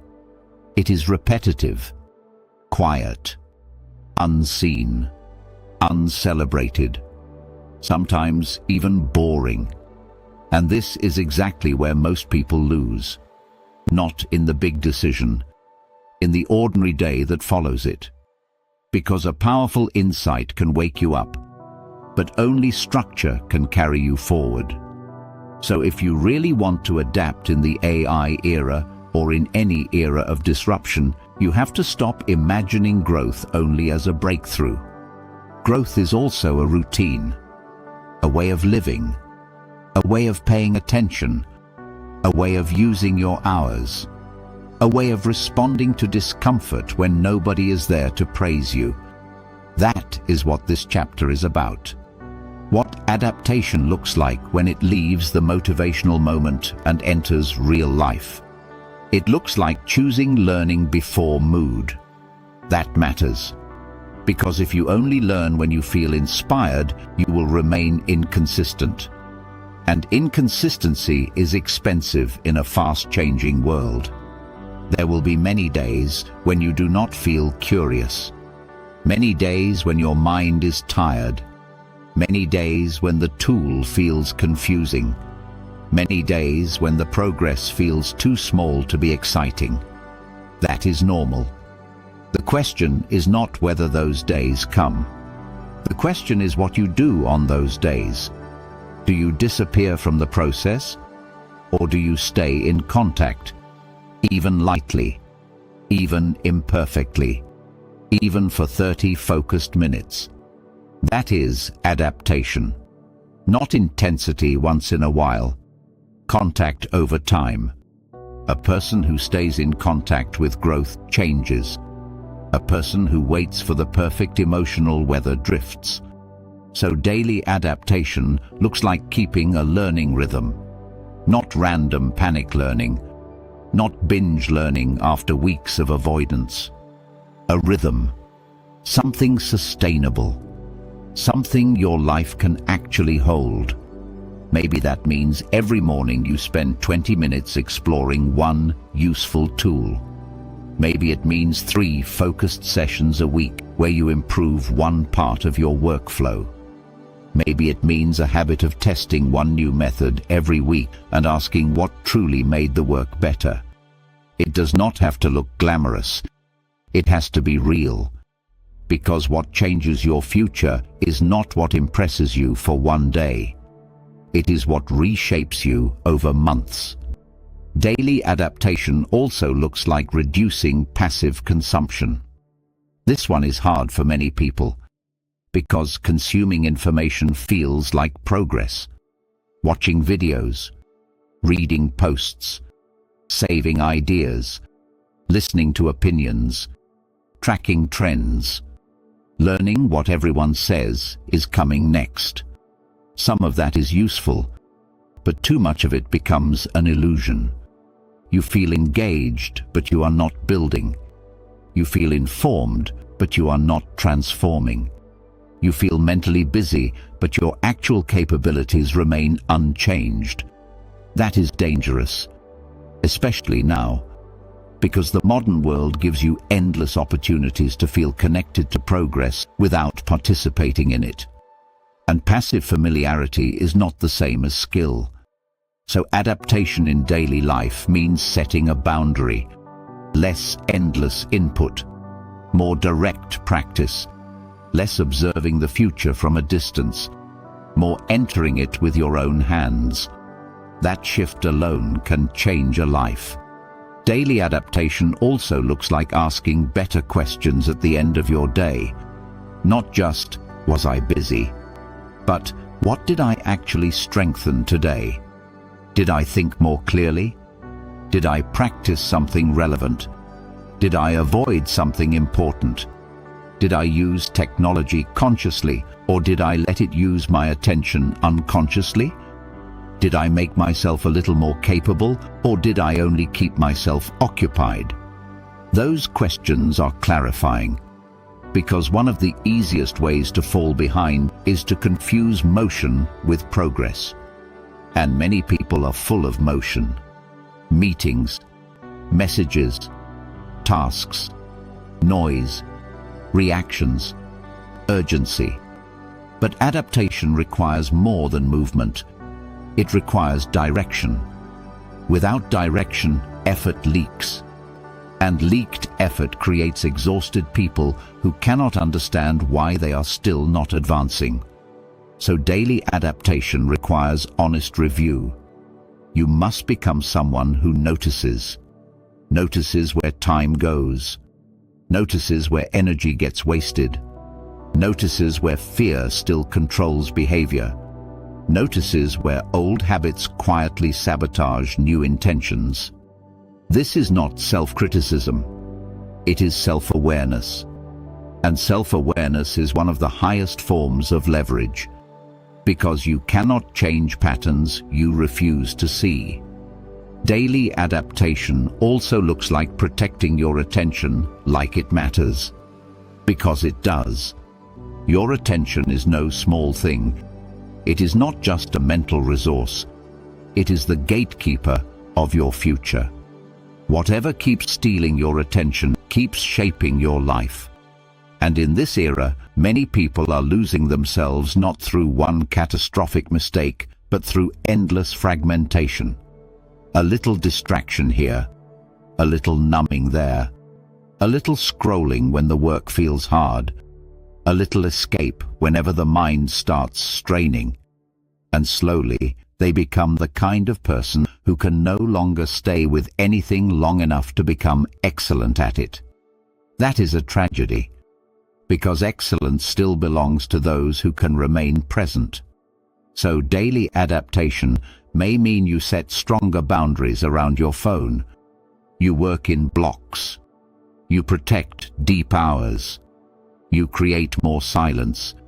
You resist the urge to interrupt your own thinking every time discomfort appears. That discipline matters more than people think, because a distracted mind cannot build an undistracted future.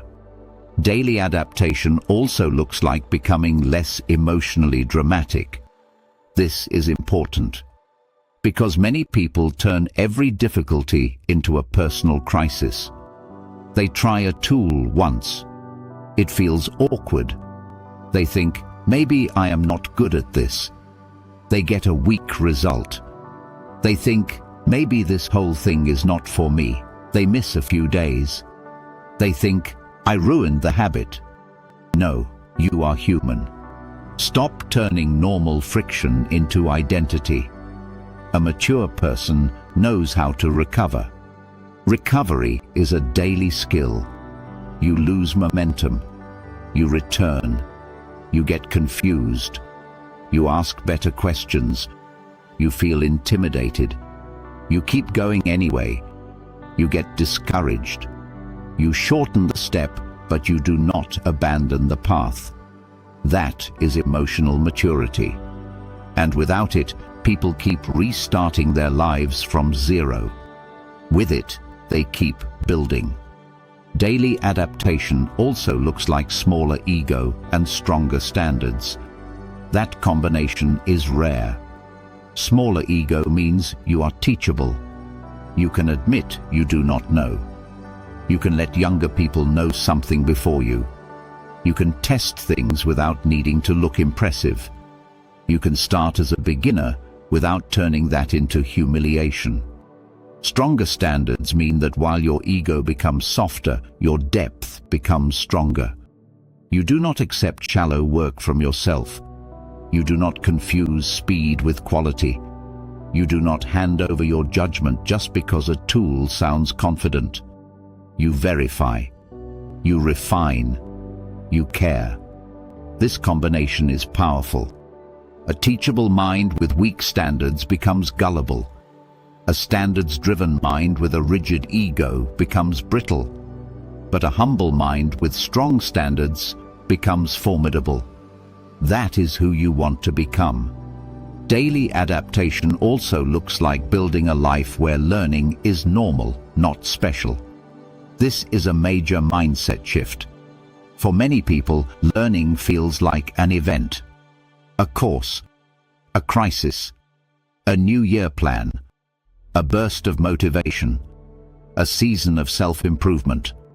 But in a world that keeps changing, learning must become part of your identity, part of how you live, like hygiene for the mind. Not dramatic, necessary. That changes the emotional burden completely. Because then you stop asking, when will I finally be done adapting? And you begin understanding, this is simply how I stay alive to reality. That is a healthier posture, a stronger posture.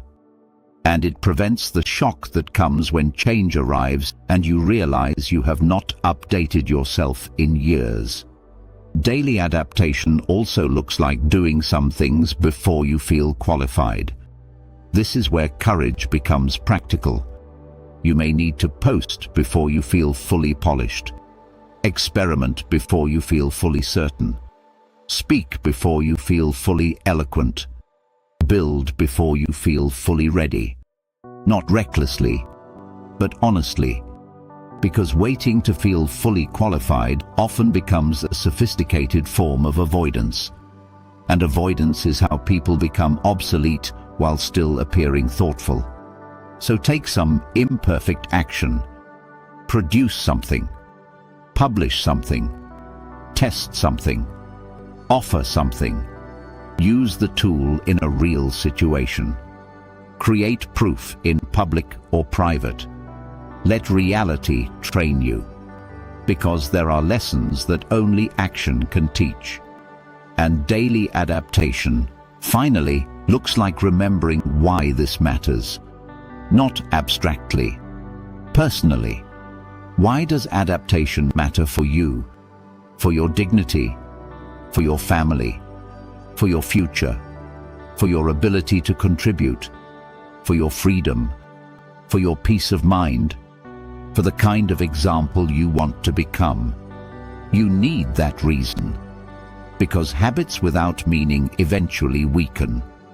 But when a person remembers, I am doing this because I do not want to sleep through my own potential, something steadier appears.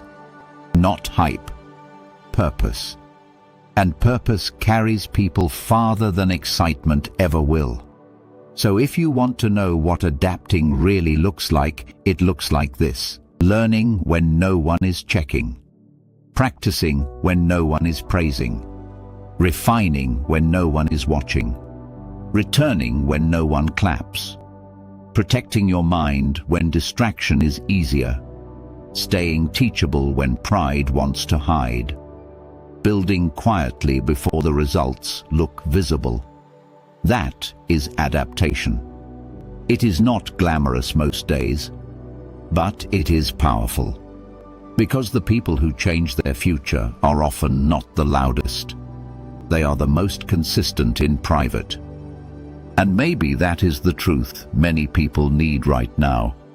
Your future is not only being decided by your big dreams or your big fears, it is being shaped by your repeated days, by what you normalize, by what you rehearse, by what you tolerate, by what you protect, by what you keep returning to.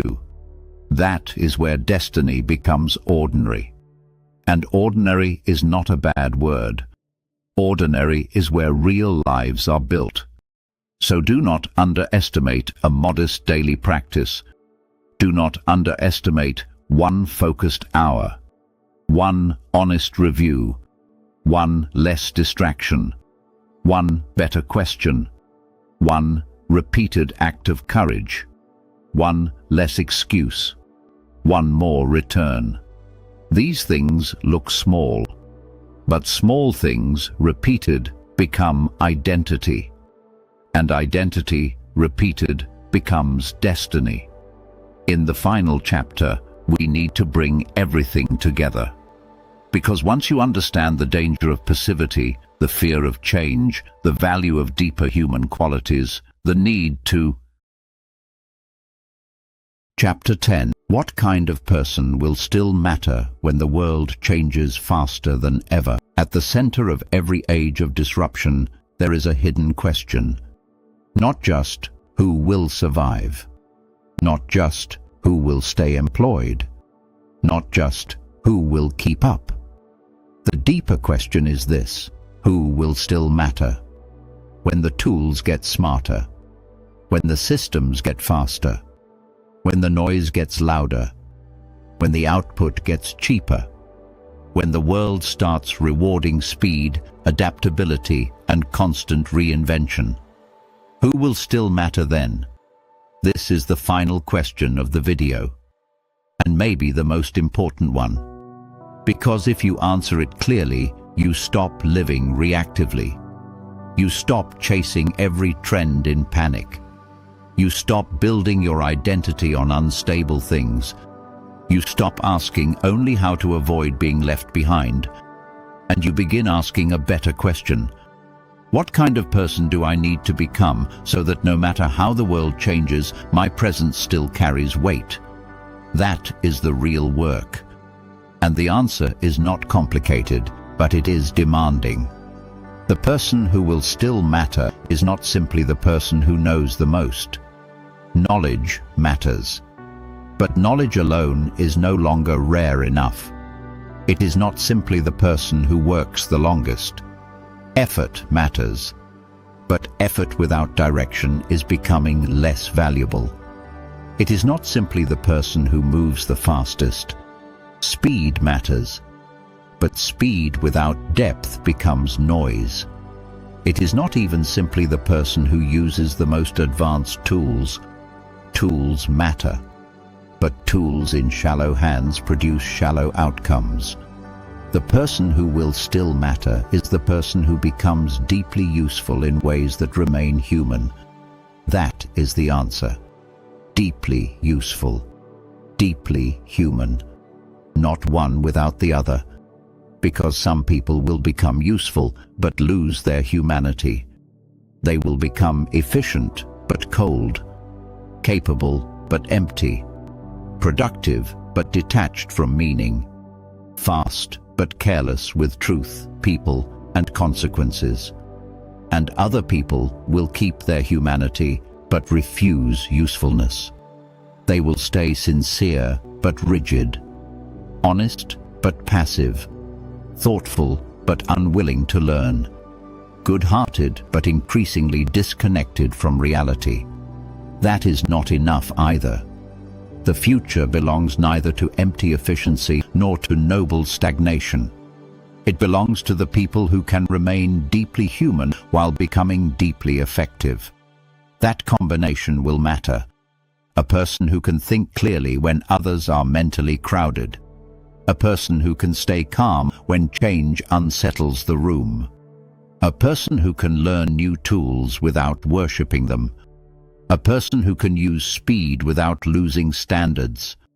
A person who can create clarity when others are overwhelmed. A person who can bring conscience into powerful systems.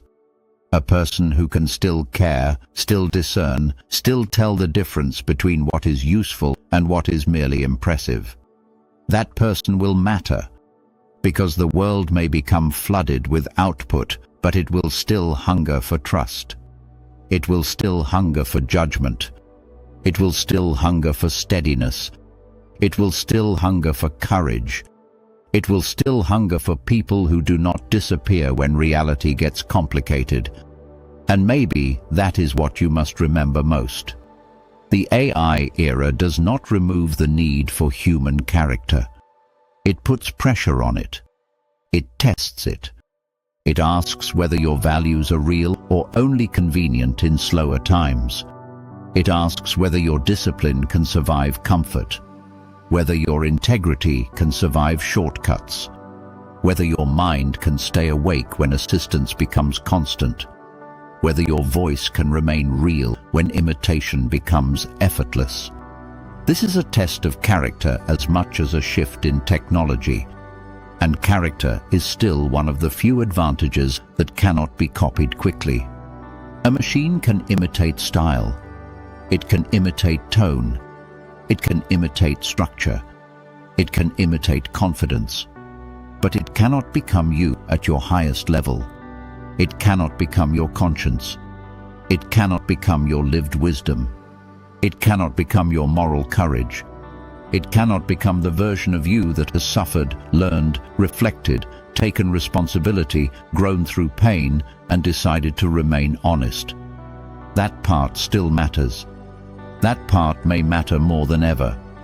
So if you are asking, what kind of person will still matter?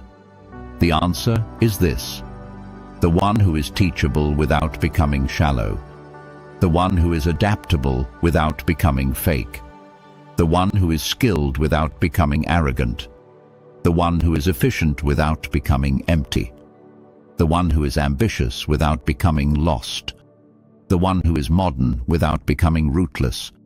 The one who can use powerful tools without handing over their mind, their standards, their soul, or their sense of responsibility. That person will matter. And let us go even deeper.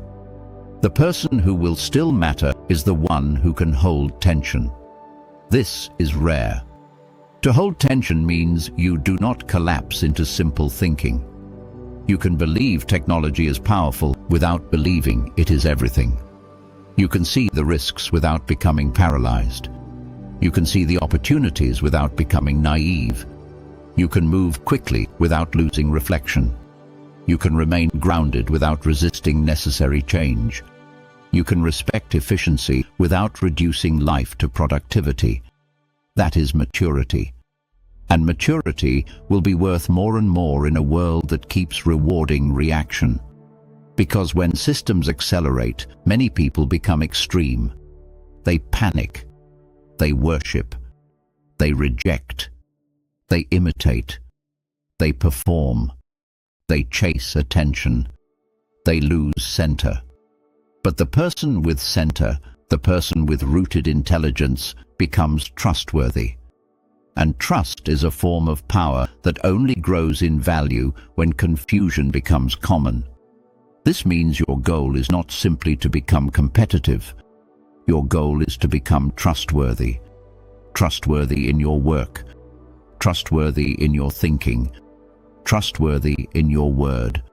Trustworthy in your standards. Trustworthy in what you do when no one is checking. That kind of person does not become obsolete easily. Because even when specific tools change, trust still transfers. Judgment still transfers. Character still transfers. Depth still transfers. The ability to learn still transfers. This is why you should never build your whole identity on one platform, one method, one title, one routine, or one season of success. Build it deeper. Build it on qualities that can travel through disruption. Clarity, humility, discipline, courage, attention, ethics, adaptability, responsibility, real thought, real presence. These are not soft qualities. They are survival qualities, leadership qualities, future-proof qualities. And if you build them, you will not only become harder to replace, you will become someone others seek in times of uncertainty. The one who can make sense of complexity, the one who does not panic easily, the one who uses new tools wisely, the one who still feels real in a world full of performance.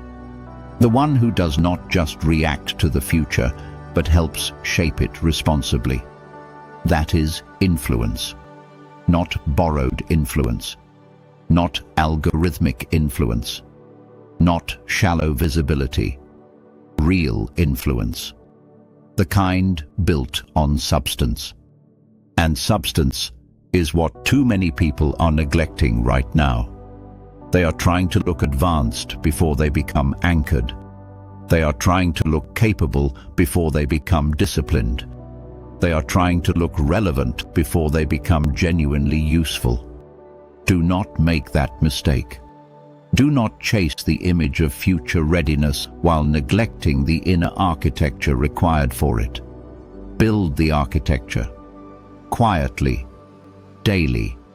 Seriously. Build a mind that can still think.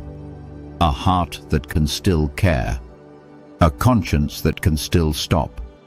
A voice that can still tell the truth. A work ethic that can still persist. A humility that can still learn. A strength that can still bend without breaking. That is the kind of person who will still matter. And if this message has stayed with you all the way to this point, then you probably already feel that this is bigger than one video. So before we go further, take a second to like the video, subscribe to the channel, and share it with someone who is trying to find their footing in this fast-changing world. Not as a routine click, as a signal that depth still matters, a signal that human growth still matters, a signal that we do not have to become shallow just because the world is becoming faster. And maybe now, at the end of all this, we can return to the fear that started the video. The fear of falling behind. The fear of being replaced. The fear of becoming irrelevant. The fear that the world is changing too fast for you to find your place in it. Those fears are real, but they are not the whole truth. Because the deeper truth is this: you do not need to control the entire future to prepare for it wisely. You do not need to know every tool. You do not need to predict every shift. You do not need to become perfect overnight.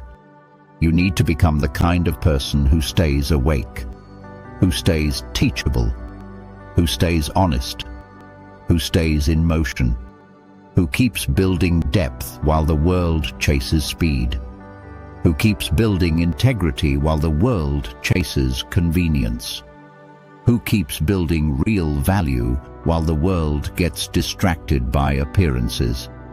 That path is still open. Open to the person who begins now. Open to the person who stopped waiting. Open to the person who is tired of passive living. Open to the person who has been afraid but is ready to stop letting fear write the script. So let this be the final message. Do not measure your future only by what the machine can do. Measure it by who you are becoming while you live beside powerful machines. That is the real story. That is the real battlefield. That is the real opportunity. Because history will not only remember who had access to the most powerful tools, it will remember, in quieter ways, who remained fully human while learning to use them well. Be one of those people. Be the person who adapts without disappearing, who grows without losing depth, who moves forward without losing soul, who becomes stronger because the age demanded more, not smaller because it became difficult. That is the mindset you need in the AI era.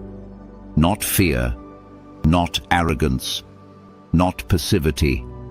Awake, teachable, grounded, courageous, deep. And if you have stayed with me to the end, then this is your moment to decide. Not what the world will become, what you will become inside it. Write it down, mean it, live it. And in the comments, write this sentence: I will stay human and adapt. Because that is the balance. And that balance may become one of the greatest strengths of your entire life.